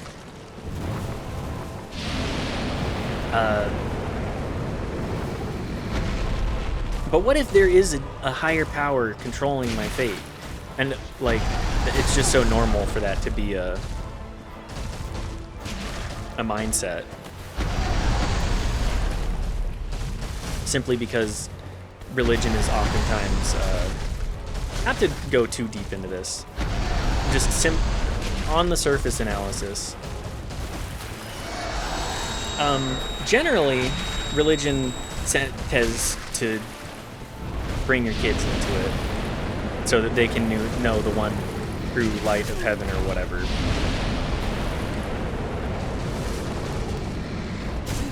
There's the tail whip. But yeah, the absurdism, former altar boy, I feel that. I was raised Mormon,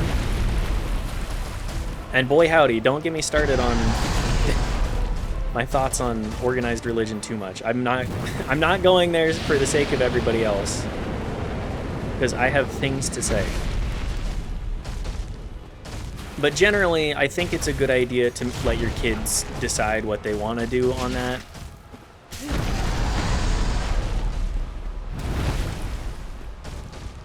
Rather than...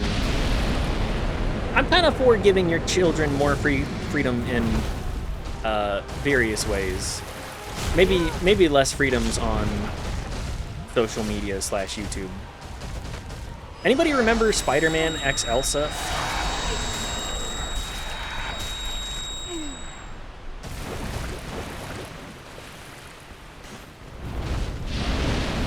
Well, there we go.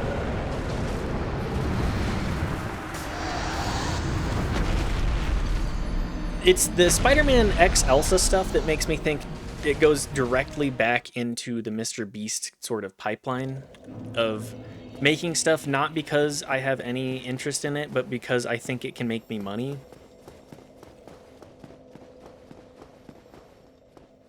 I think a lot of people just do not understand the artist mentality and mindset.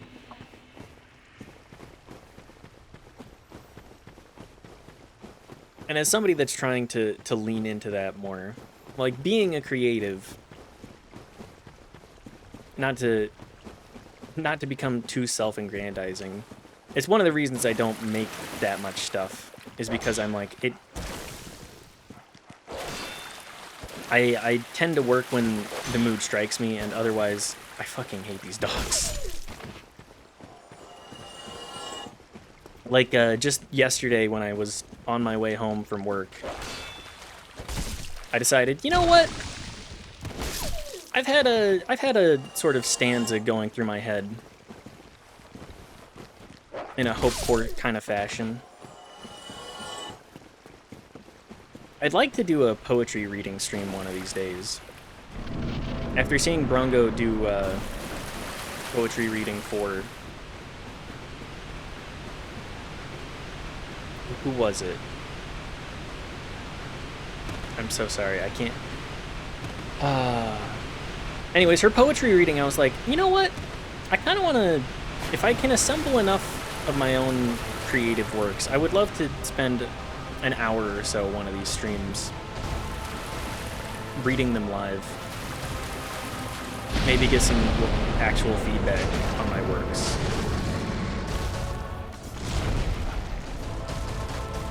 That's one of the beautiful things about Twitch, I think, is that you can kind of get away with doing anything so long as you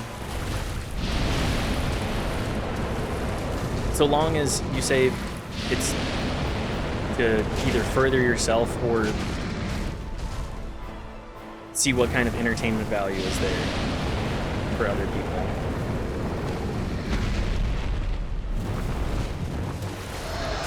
Oh no, not the fucking geometry scooched Calamite over to hit me there. No, no. Motherfucker.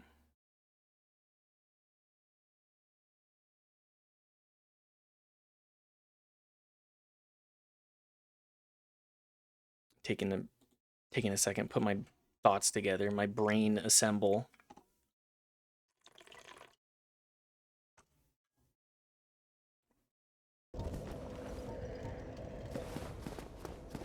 Anyways, I lost my train of thought where I was going.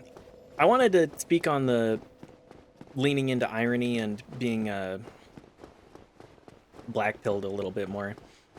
Because absurdism is just one of those things that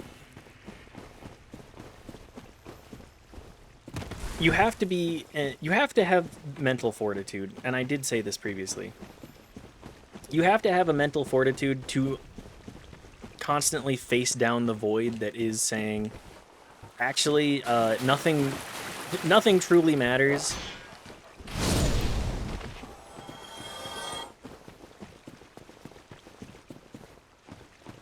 It's all about the assignment of meaning in a meaningless world.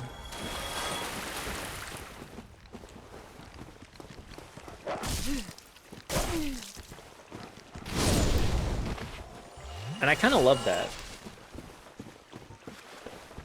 I kind of love that because in so much of my own life, I've been at the point of just being like, oh man, life sucks, life is pointless. Why should I ever make connections? But that was just living a life where it was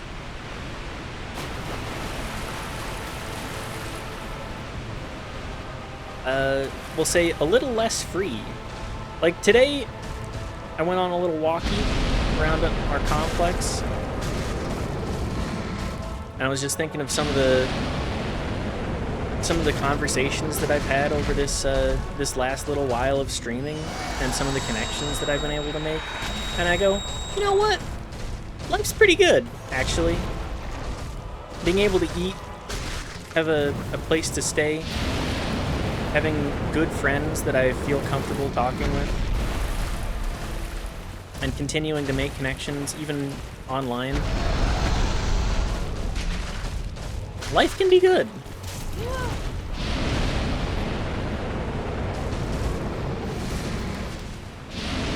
It's just all about, again, maintaining that mental fortitude and facing down the horrors and being able to say, it's okay. I can focus more tomorrow. Some days it's worn down a little bit more. Fuck. Man, I really have been at Calamite for 2 hours now, huh? Or approximately.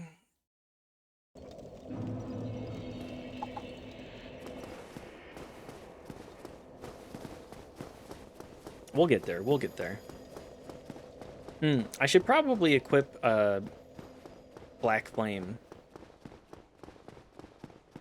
at some point as well.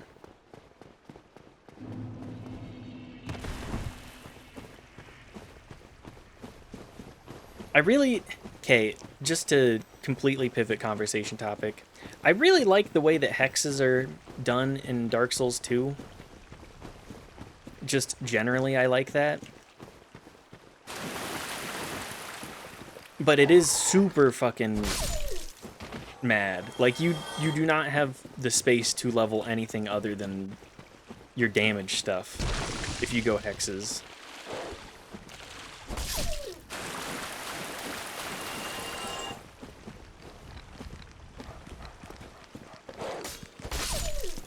And I think that's my biggest gripe with it. Is just, you do have to become the glass cannon. You will be the glass cannon if you want to do hexes. I think I remember, I want to say 2015 or so, I was playing through Dark Souls 2. I don't think I was playing Scholar. I think I was playing base game. And just trying to beat Fume Knight in the DLC, the Iron King DLC. I spent so long trying to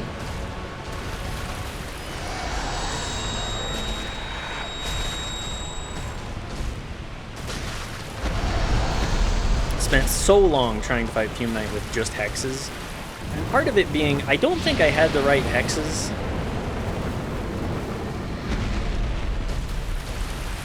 Like, I used Dark Bead because that was the most consistent hex. They're also, like, you get the versatility of being able to cast the other spells, like the utility stuff and the more damage stuff from sorceries. But it's like, if I wanted to do, the hell's flying in my face? If I wanted to do sorcery, I would just put points into sorcery. It didn't feel like there was quite the same kind of payoff as some of the other builds, but that's probably because I didn't understand what to do for it. I do appreciate hexes being a bigger deal in the other FromSoft games. And like Arcane and the other stuff. luck-based builds. Maybe after we beat Dark Souls 2, we can play some Dark Souls 3 or something.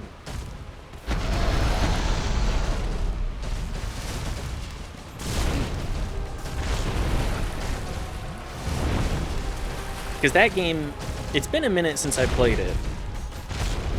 Genuinely love luck in arcane builds. I think luck as a stat was like a really good keep. No. I think replacing it with arcane so that you can just be like, okay, this is more of a status effect and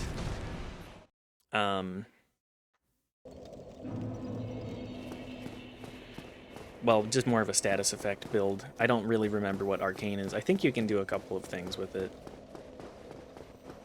One of those gamers that finds the most useless stats, and I'm like, yeah, that one. Okay, that's the thing. If this game had anything that scaled with resistance for damage, I think resistance would see the kind of love that luck and arcane do.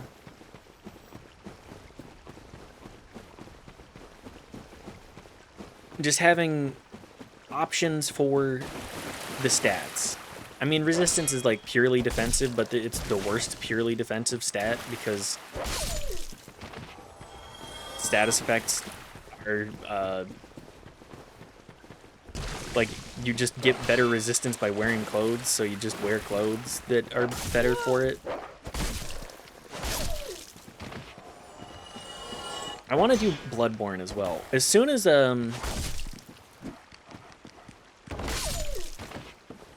we get our PS4, I think we're gonna stream some Bloodborne too. Yeah, you're interested in that, Dota? Sorry, cracked. Bloodborne Arcane was fun for the flashy weapons. Yes, making a stat that's like, okay, here's all the flash weapons. If you want to just hit stuff, just hit stuff.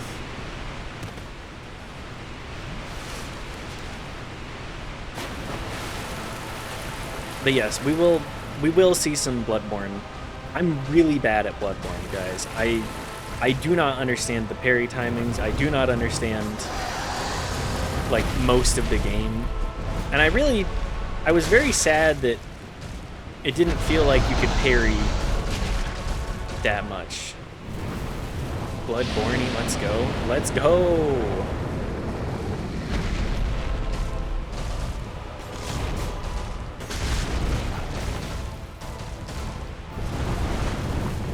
Uh-oh.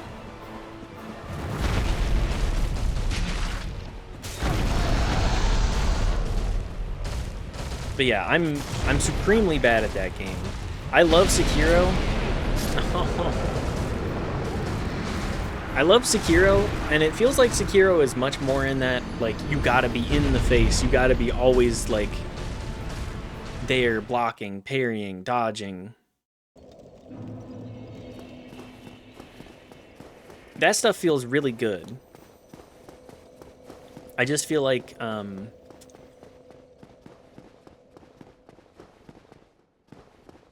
don't know. I feel like it specifically gives me issues in that you have to be right in every enemy, and I don't quite understand that.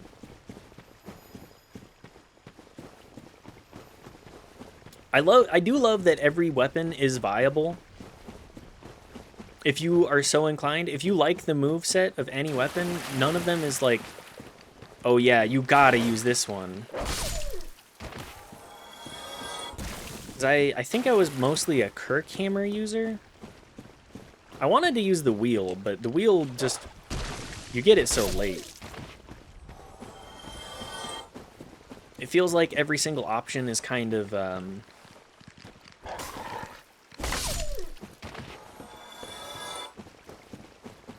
not so much niche. I feel like Demon Souls is very much, you gotta upgrade more than one weapon because damage types really are such a huge deal. The damage types in Demon Souls, I think specifically in the like armored area, everybody wants to use a sword, right? Everybody loves a sword. Everybody loves using a long sword. There's a reason that there's such a sort of when you think sword, so many people think medieval arming sword. There are hundreds of different swords, but like the knight fantasy, people love the knight fantasy and the longsword because it's just a. Turns out big area of pointy metal. Pretty good. Pretty good at inflicting damage and having versatility. Like a spear with a more focused range. Man, I am playing like shit.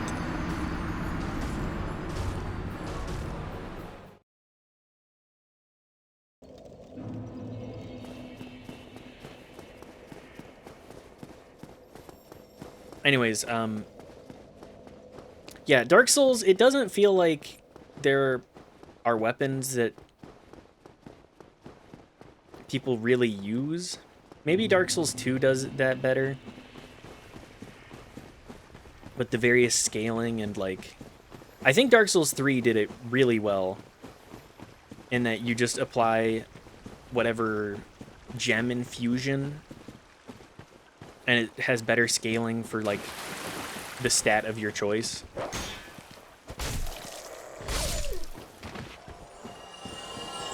I'm talking about it and I'm like, man, I should play Dark Souls 3 sometime, huh? I think we will do that soon. I am the FromSoft gamer.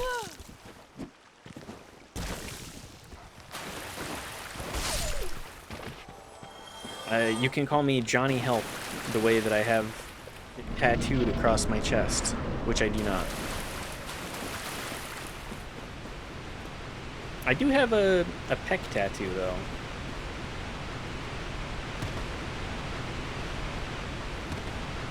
Got my peck tattoo of the Berserk symbol, but covered up with the runes by Sershi.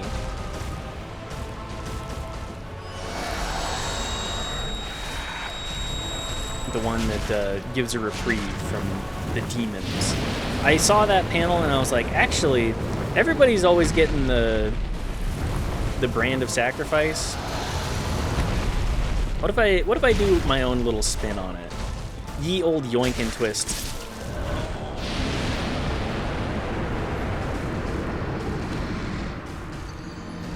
That was my first tattoo. I think most other tattoos, I do want to get more of them. For sure.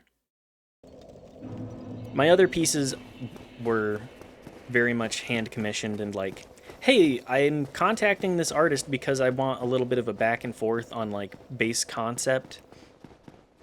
And I want to see like what they would think of it. I think for my forearm one, I commissioned a friend to make some art for it and then brought that to the tattoo artist and they were like, okay, how do we interpret this? Like, how do I interpret this into my own style? I love tattooing as an art form too, because it's like, if you talk, I don't really want Flash specifically because Flash to me is like, yeah, I'm getting a permanent piece of art from somebody else, but I had no input on the say of it. I don't know. I'm very particular about my ideas behind tattooing. If I'm gonna have it on me forever, I want to have a little piece of the pie on the design. It's very important to me.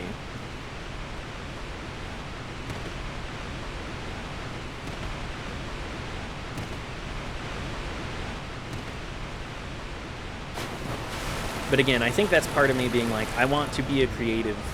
I want to be somebody that appreciates art, but if I'm going to put it up, it has to speak to me in a certain fashion. think we just tank the hit on this.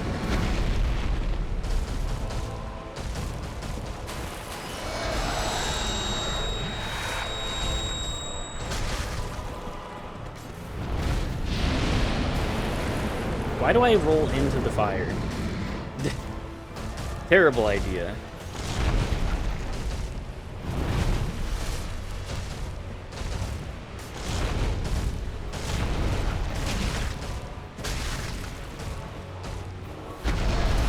I have thought about getting another tattoo soon, but I just haven't had anything that's really spoken to me. A lot of the last little while has been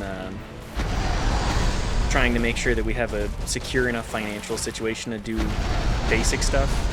But I think Knife and I are approaching the point where we could do some more fun expenditures like that. Tattoos are just expensive. Like, rightfully so. But damn.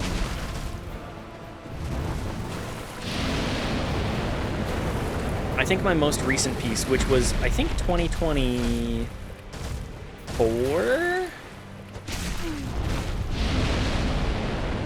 It, with tip, ended up costing me like 6,000, not 6,000, that would be a fucking crazy tattoo. It cost me $100. Not 100. $1,000 with it. It was $800 with a $200 tip. Which, like, if you're gonna get tattooed, you gotta tip well.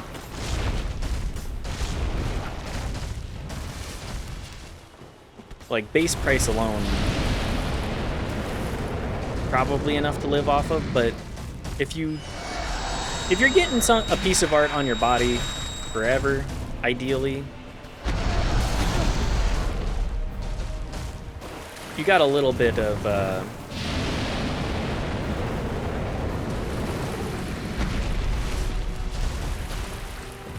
to have somebody do that to you live and deal with, like, having a person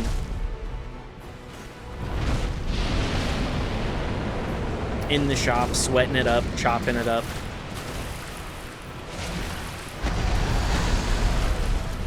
That's a whole different story.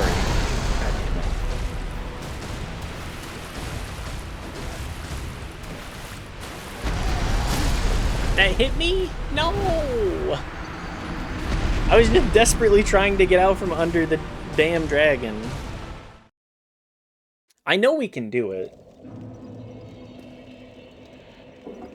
I did not think that Calamite would be this much of a hassle for us.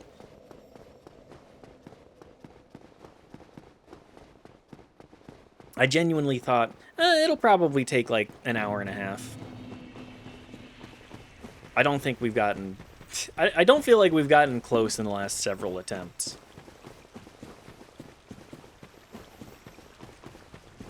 Also, having to fight these dogs on the way down. I hate the dogs, man.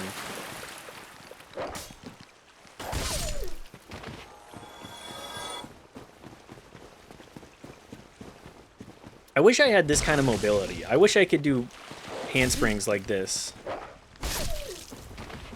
Handsprings and...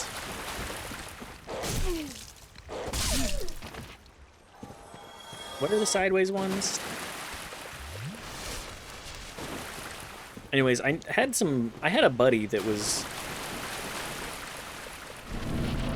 like really into doing gymnastic stuff too. And was always doing front handsprings and back handsprings until they injured themselves a couple of times and just couldn't really do it anymore.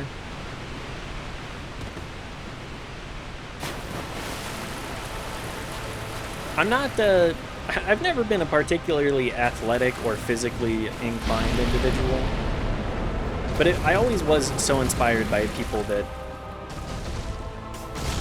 were so capable with their bodies. I'm not very good at hula hooping, and I've been talking with Knife about it, and they're like, I don't think that you just have practice with the muscles that are required for it. And I believe they're 100% correct about that. It's the forward, like, the rotational energy of it. I just don't know how to maintain the rotation.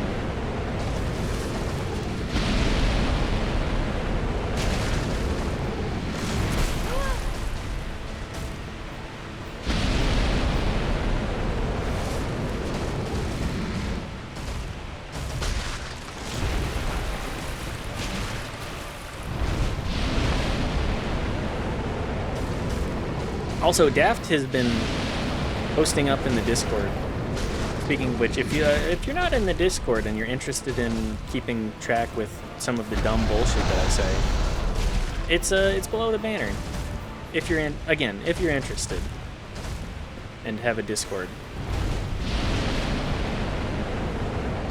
I understand. If not, Discord. There's only so many Discord servers that I can join before I'm like, okay, I can't keep track of this many.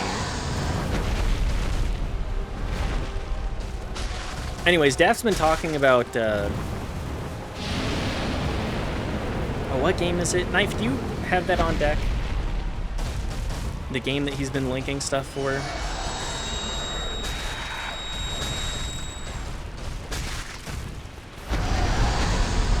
Anyways, it's this just absolutely blown out, I think, mech fighting game.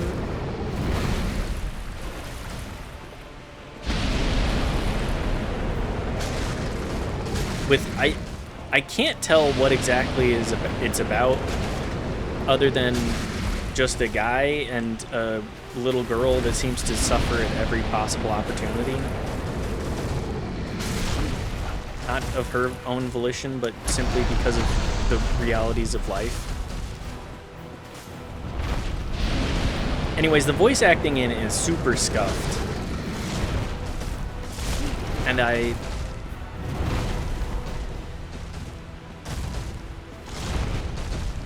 been thinking about it. I want to play some absolute garbage sometimes. Preferably of my own choosing.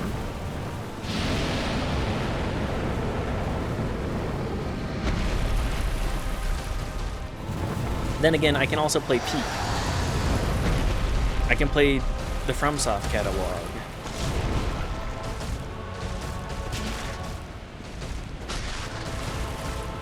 Alright, Calamy. Get lost. Get lost in the Sarce.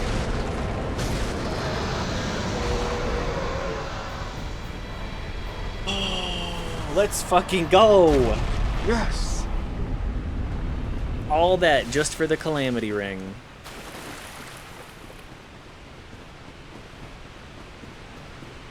How many souls do I get for that? 60,000? Whoo!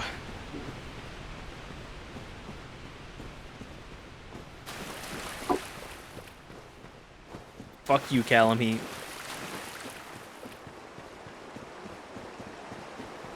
I will take my free items, though. If I can get,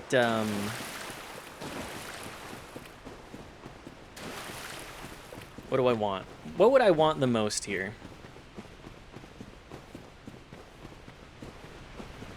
I think I would get my chest piece up to +10. Simply because it's the piece of armor that offers the most resistance. All of this just for a Titanite slab.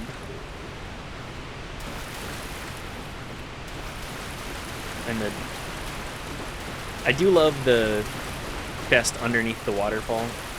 FromSoft always delivering on the tropes. Probably helping create the tropes in the first place.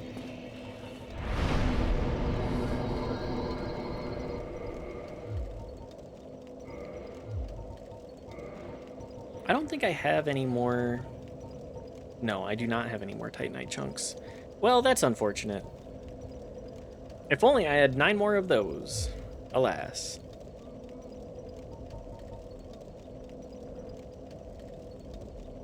Is there anywhere? You know what? Let's just go talk to Golf. Mr. Golf himself. Perhaps buy hundreds of great arrows. Tell him, I did it! I slayed a dragon! I'm a real dragon slayer! Yippee!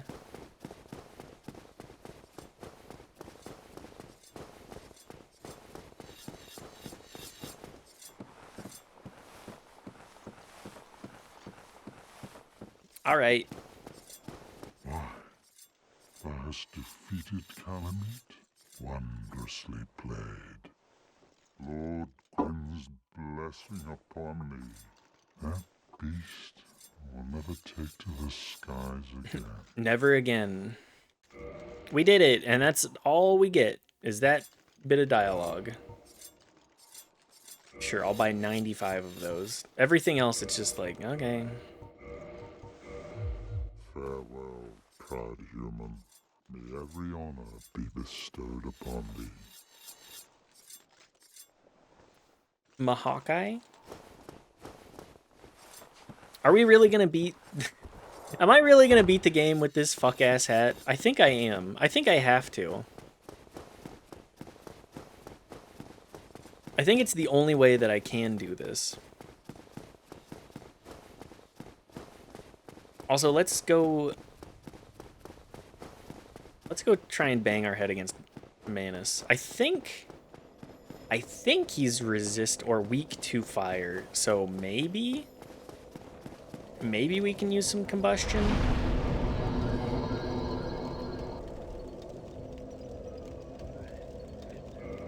We'll just do this. I don't know if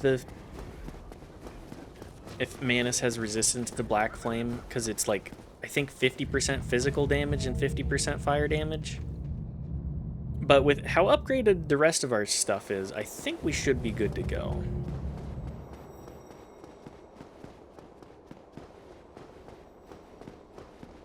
Oh yeah, this area too.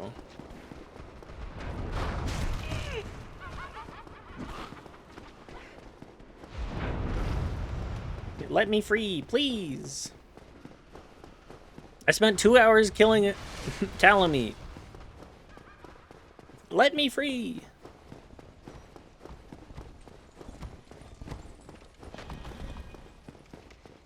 Goodbye, Mr. Chained Enemy.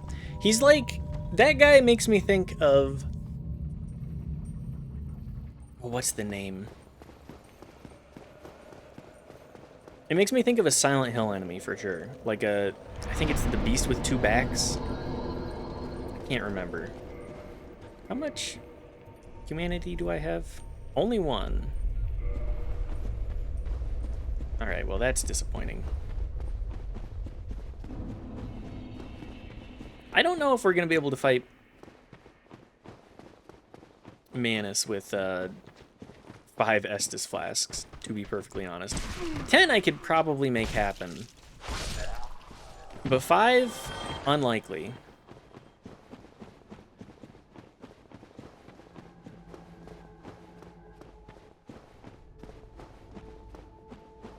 Be wary of despair. Yeah, these guys do hit like trucks.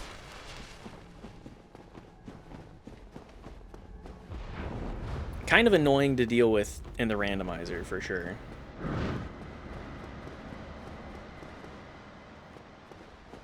Big-ass enemies that can just do a fuck ton of damage to you by hitting you.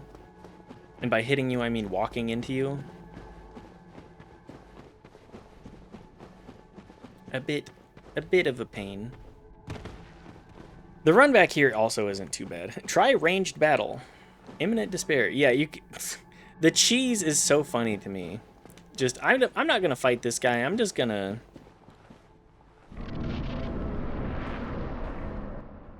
I'm just gonna shoot him with arrows until he die.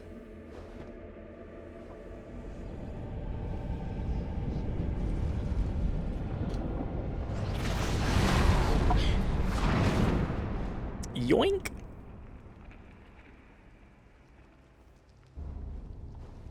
Welcome to the abyss. Medieval cops when they see a dog. Shoot arrows at it! It was... Thine beast was coming at me. A +2 that. Oh good, he hit me with the combo instantly. At least I'm not dead.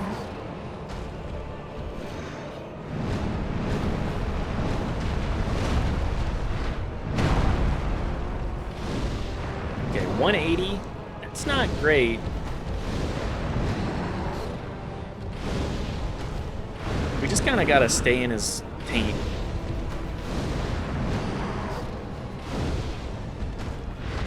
How much does this one do?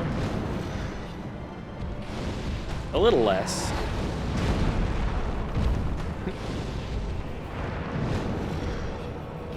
Lost art of taint smashing tonight? Yeah. Also, I'm sorry I missed your first try victory. It's okay. No worries at all. My definite first try. It only took me 2 hours to first try it.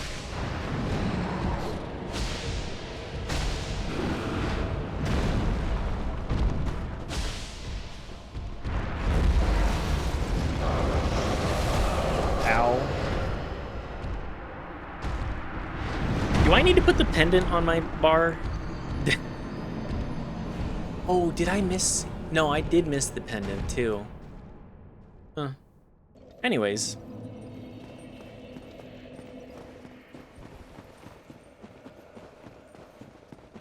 That's fine.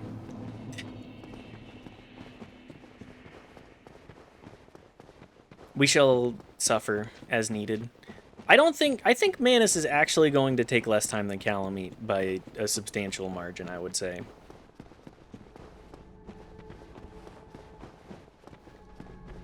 Two hours on one boss at this point doesn't happen very often for me, so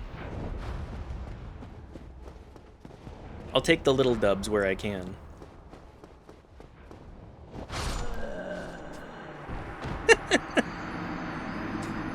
Never mind, getting sniped on the run back.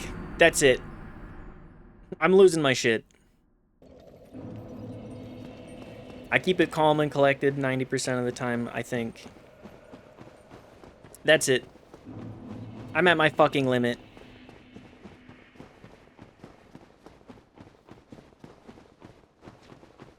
I can't take this shit anymore.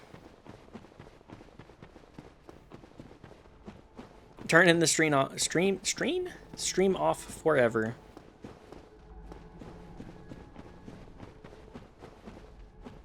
Status of shit lost. Yep. Can we get the baggage claim? If you gotta give one thing to Elden Ring, it's them being like, alright, enough with the BS runbacks. Yes. I think Demon Souls' biggest issue is the runbacks for the bosses. You gotta, like, even with all of the shortcuts that they give you, because they give you plenty, they give you a lot. It's just so much level that you have to go through every time for each run back. The manta ray fucker. Oh my god. That area is a real fucking pain. I just think of like armored spiders specifically.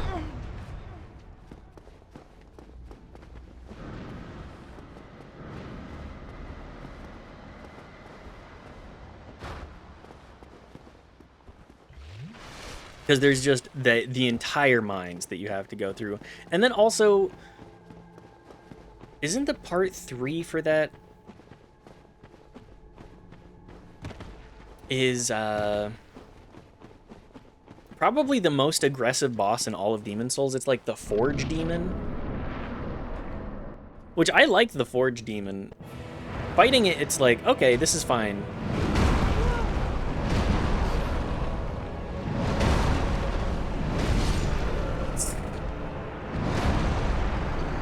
Oh.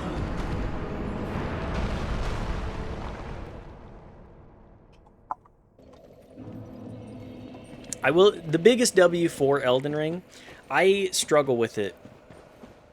I struggle with Elden Ring generally because I'm just kind of sick of open world games. And I say this every time I talk about it. I think that the game is good. I'm a big FromSoft fan. I like Elden Ring well enough. It just, I am not motivated to play it because when it's an open world game like that, I'm like, I don't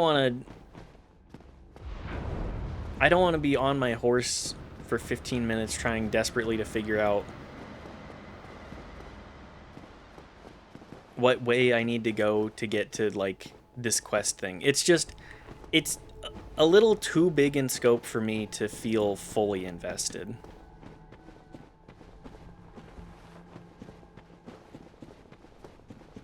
But the runbacks, it's nice to be like, okay, I'm just going to bang my head against the boss for 4 hours.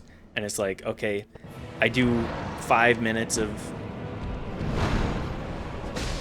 Not 5 minutes. I do 2 seconds of walking back through the boss door.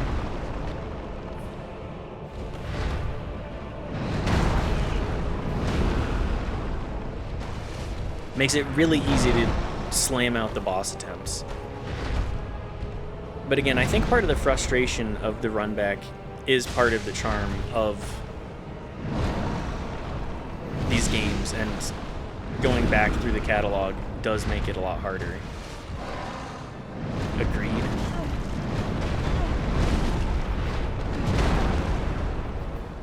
At least the combo doesn't do that much damage.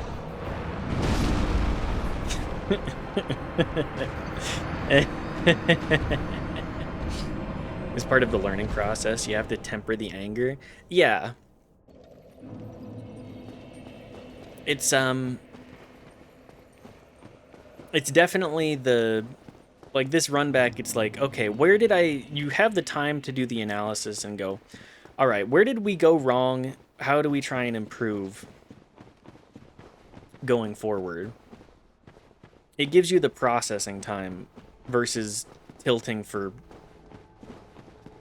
multiple hours on end, throwing yourself at bosses. Like with Dan Giesling's No Vigor run. Part of what makes that like even doable, I say as doing a No Vigor run in Dark Souls 1. Like Dark Souls 1 has a little bit more going on in that. That's the streamer with a no big run. He could just be like, all right, I'm just gonna throw it. I'm running it back instantly. I'm in the boss. Throw D's at bosses. Hi, Dad. Good to see you.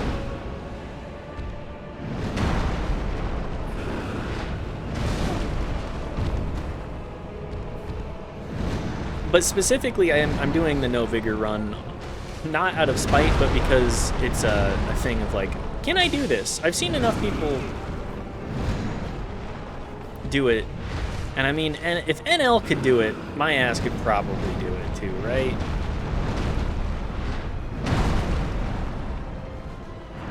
That guy is good at games on occasion.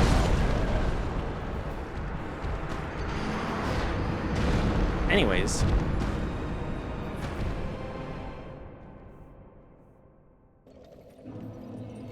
I feel like if I did a No Vigor run in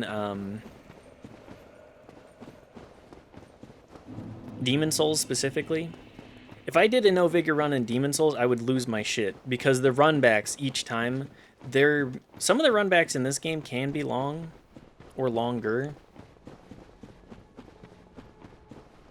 But Demon Souls, it's like a 10-minute walk back each time.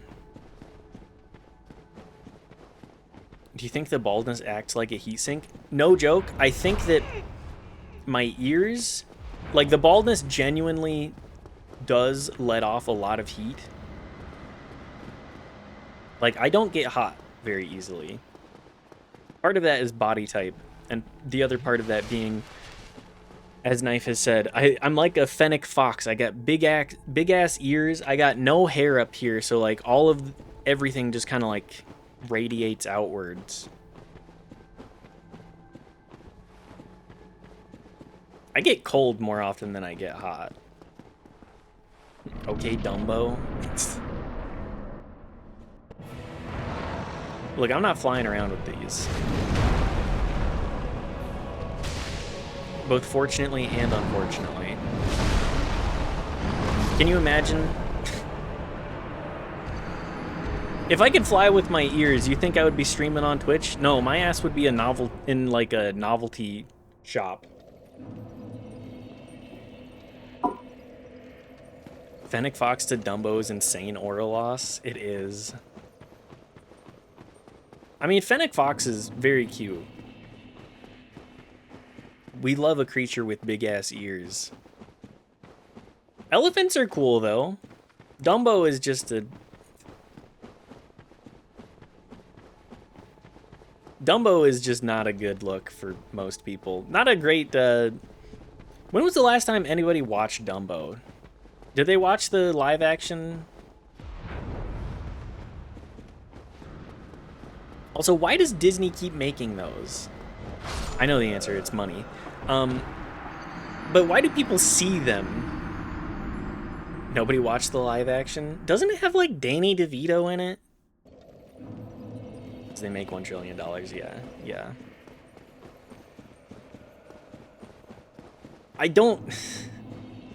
I feel like I talk to people and it's like, oh yeah, I took my kid to see that movie. It wasn't very good. I think the original is better. It's like, motherfucker, you gotta get rid of your Disney Plus. They're just gonna keep plopping out this garbage.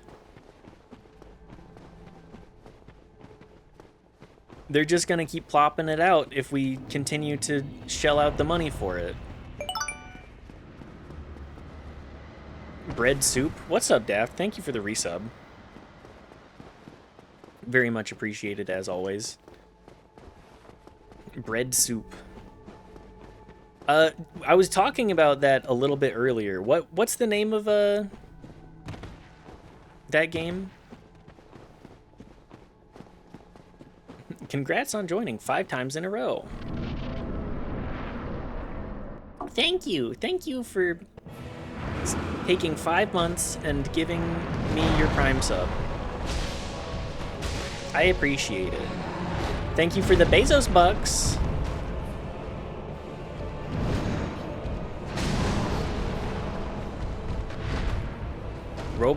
Robot Alchemic Drive. I think that one is gonna go on the eventually list, but if it happened to get a ticket, I would not be too disappointed. Okay, well, that's a really disappointing hit to take. Hell yeah. It seems like perfect insanity and stream bait.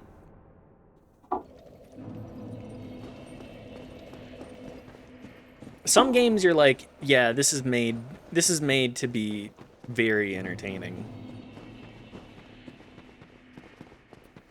And it's definitely in that. It's about Nanao and her suffering. It certainly is, based off of what I understand of it.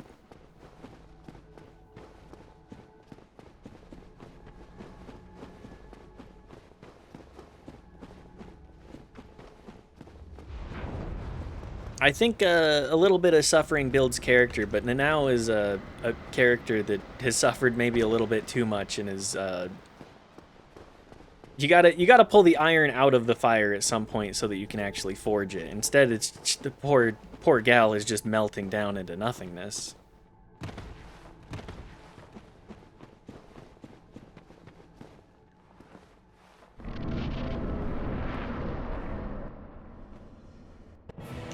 Okay, remember, Manus, you gotta wait for it to be your turn. Sneak in 2 hits where you can. He does punish that. Okay. The 3-hitter.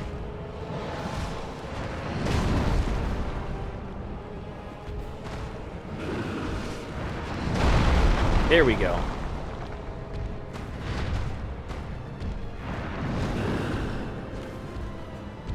That and his hitbox. He kind of like monkey mode though.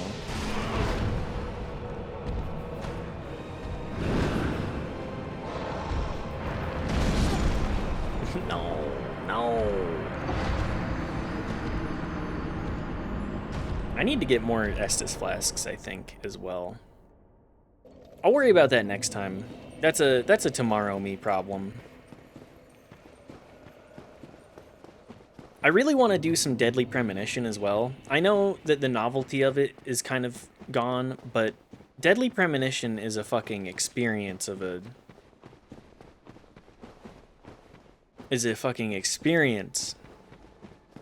game. That, and I've seen that the second one is also insane. Not quite the same kind of, like, charm to it. Suffers a lot from adding the like overarching story with oh, what the hell is her name? The girl always quoting Nietzsche and her pizza loving partner. Me and the bad bitch I pulled by talking about pizza.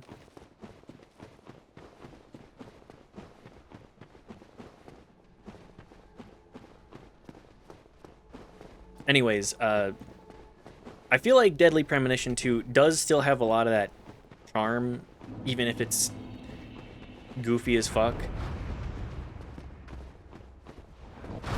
It kind of leans into that sort of almost episodic nature that Twin Peaks has. Speaking of which, I need to watch Twin Peaks.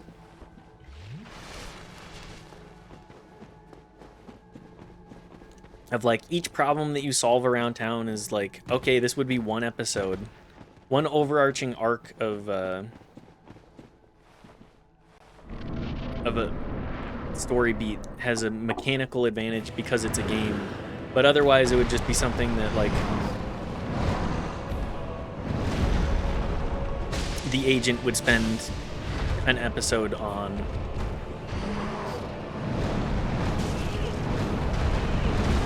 Okay, well, I'm dead.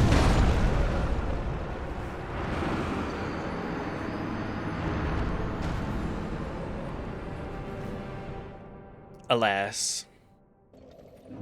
One of these days, I'm gonna get there. One of these days.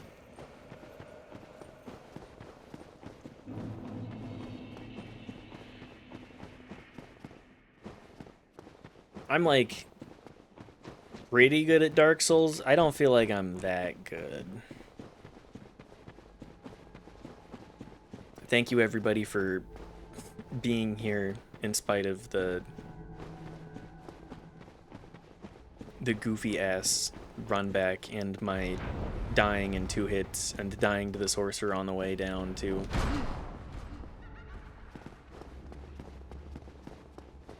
I love that the sorcerer laughs. What a real prick. Really channeling the what are they called? The ministers in Demon Souls 2. I would actually love to see another game in the Demon Souls world. I know that it's not going to happen because these games are not, like, it's been so long. The entire teams are gone.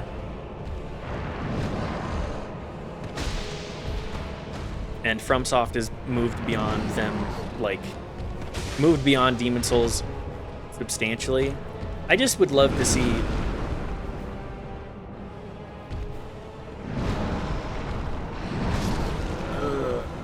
I would love to see something that expands on the lore a little bit more. Maybe different areas get covered in fog or something. I don't know. The base premise is interesting though.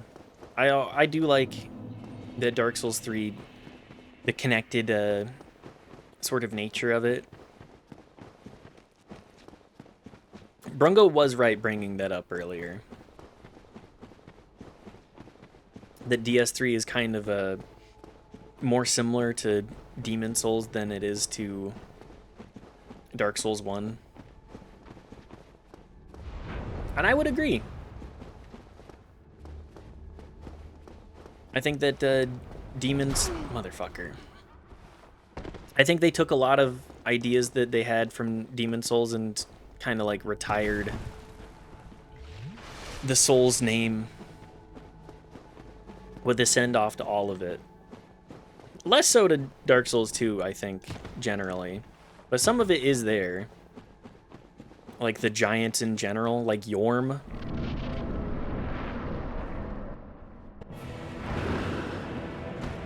The Storm King. And that whole fight being the gimmick fight that it is. I mean, fighting Yorm the regular way you can do pretty easily as well, but...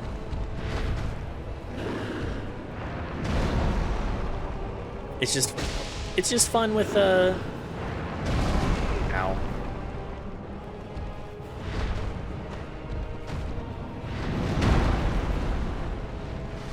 It's a fun way to do a gimmick boss like that. It's certainly no Bed of Chaos, I'll tell you that much.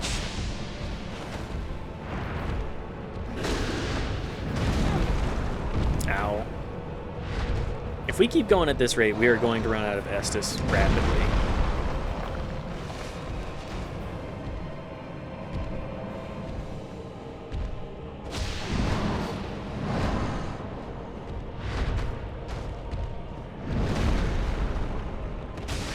Where am I going with this? I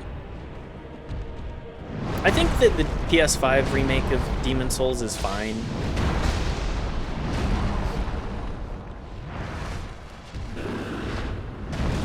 It just doesn't have the same kind of brooding atmosphere. No. Yeah, that's not gonna work. The same kind of like brooding atmosphere. It's too bright. I do think that it needed a little bit more of the stylization of like Dark Souls 1 again, but like crank up the contrast even. It's the shadows that kind of give everything its charm.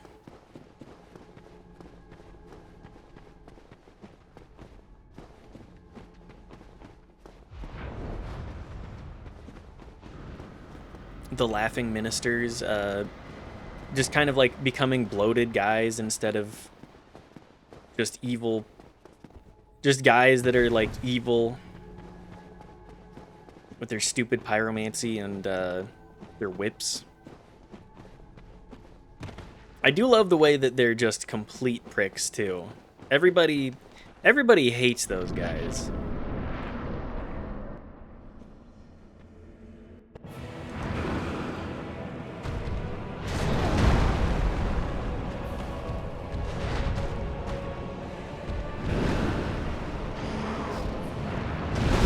Except for me. I love them, obviously. I have an appreciation for...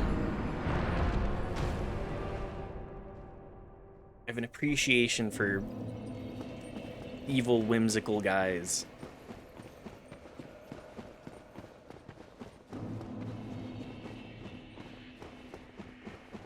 Also, the base premise for... Hang on. There's two bosses that are about knocking them over and then hitting their head in Demon Souls too. I hadn't thought about that. I was like Tower Knight and then Adjudicator, I think. I can't remember. It's the one with the bird. The bird and the broken blade. Gotta hit the broken knife in its stomach. And just all of the translation of enemy types and just being like the refinement of them all, like the gray demons turning into the asylum demon and the stray demon.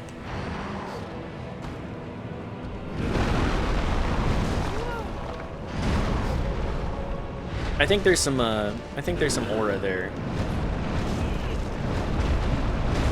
Do I survive this? Yes. Okay, barely, but yes.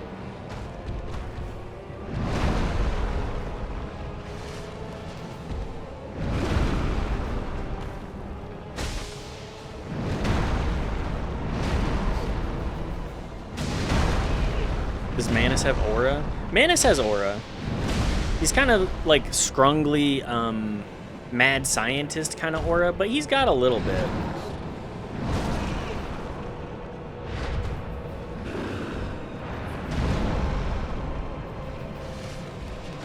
Is Fortnite overrated? Are you talking about that post, Daft? The one of the like 12-year-olds doing a podcast on their couch? Yeah. That's a really good post. I feel like we should channel that energy into our day-to-day lives. Alright guys, what if we made a podcast about Fortnite? What do a bunch of 12-year-olds have to say about life? I'm sure they have great opinions with their massive amounts of life experience. I know 12-year-old me was saying some shit that was making me lose aura consistently. I know that much. But 12-year-old me was ignorant, and me now, slightly less ignorant.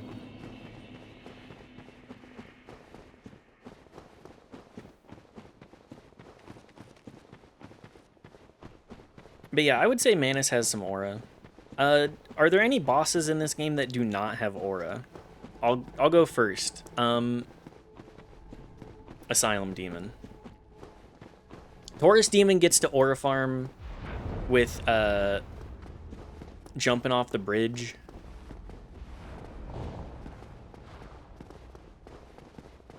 Who else? Capra Demon gets to aura farm a little bit with the dogs and just chilling in a back alley, essentially.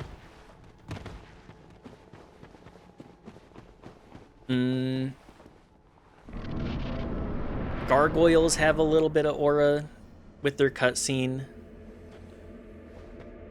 Fucking Dark Lurker because it looks cool, but it's boring. Dark Lurker doesn't...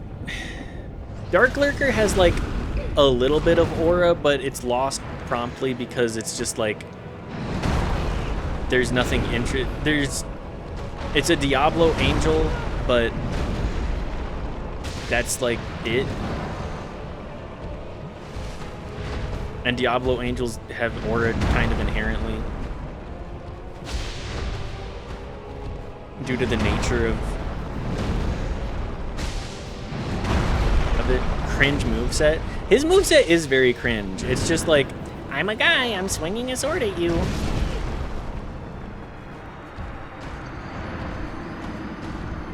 Are there any individual bosses in Dark Souls 1 that don't have aura? I think it's just like the Asylum Demon. And even then, he gets a little bit with his first jump down. Bed of Chaos. Bed of Chaos has a little swag. Maybe not a ton, but unchaining and getting your fire wings out, kind of cool. And then using the fire wings to light stuff on fire. Oh, you know who doesn't? It's it's Ceaseless Discharge. That is a boss that has no aura.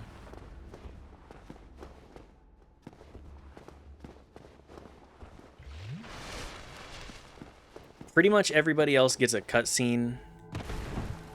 Do the humanities have aura aside from in a literal sense? I would say so. This is a fucking look. Being a creature, like just a void with eyes, that's I think that's a great look. If anybody is aware not aware of my Discord profile picture, it's Etna from... Oh, what game is it? Lunacid. It's Etna from Lunacid, which is pretty much the same vibe, but with like a wizard hat on top of it, which I love. It's true you're a fan of that? It's such a good look. What's the Final Fantasy guy? Vivi? Oh no. Yep, there it is. I love that little guy. Just a wizard that's just eyes. It's a great look. Yeah, Vivi. Okay. It's a really good look. You know, it's hard for me to say many bad things about them. I love Vivi. Vivi's good. Are they? What kind of mage are they? Because they're definitely a mage. Are they a black mage? Yeah, black mage. Okay. Perfect. Black mage is for when you want to be a mage but have no gender at the same time. Yes. That is a good VV emote. Thank you, WT.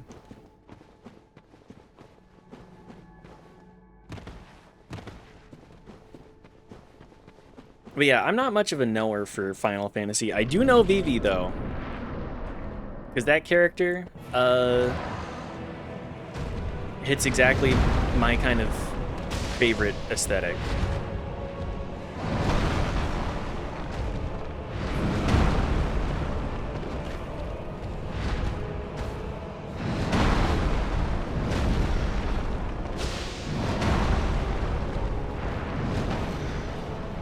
Love a creature that's just like eyes.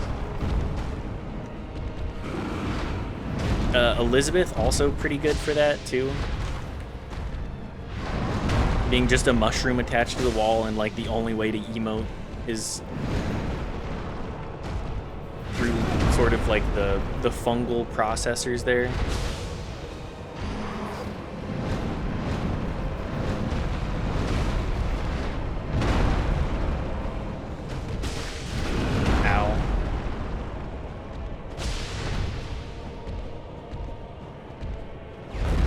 Not this shit. Please don't be casting your evil spells at me.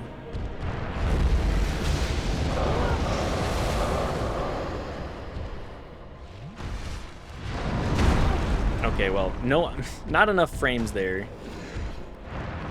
Okay. Okay, I got one more run back in me.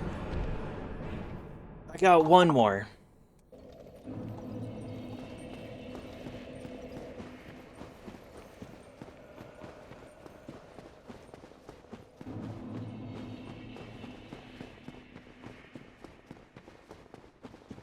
Sorry, I'm running through conversation topics here, and I'm like, maybe I should ask my friend to make a possum wizard for me, for the new channel mascot, because I do want it to be a possum, only because I'm not a furry, I promise. I just woke up, I got nothing, took a little nap. Big hat possum. Possum wizard. I mean, I did play, I think Daft was there for this. I did play an opossum wizard in 5e. He was a sad little creature that did not understand anything that was going on. I was there. That's true. I was a rogue. We appreciate a rogue.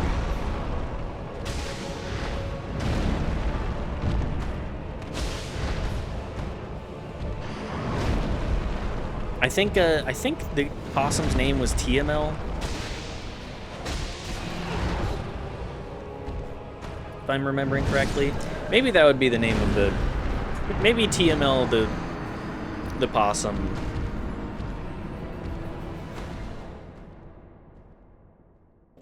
will be the new channel mascot. He'll be a lot happier now, though. A lot less. He underwent a character arc off screen. Anyways, thank you everybody for the stream today. I hope you had a great time. I know I did. I always do. Let's go give a raid.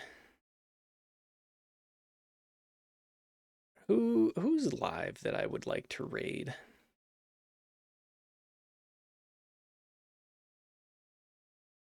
Let's go raid. I think we're gonna go raid Brongo today.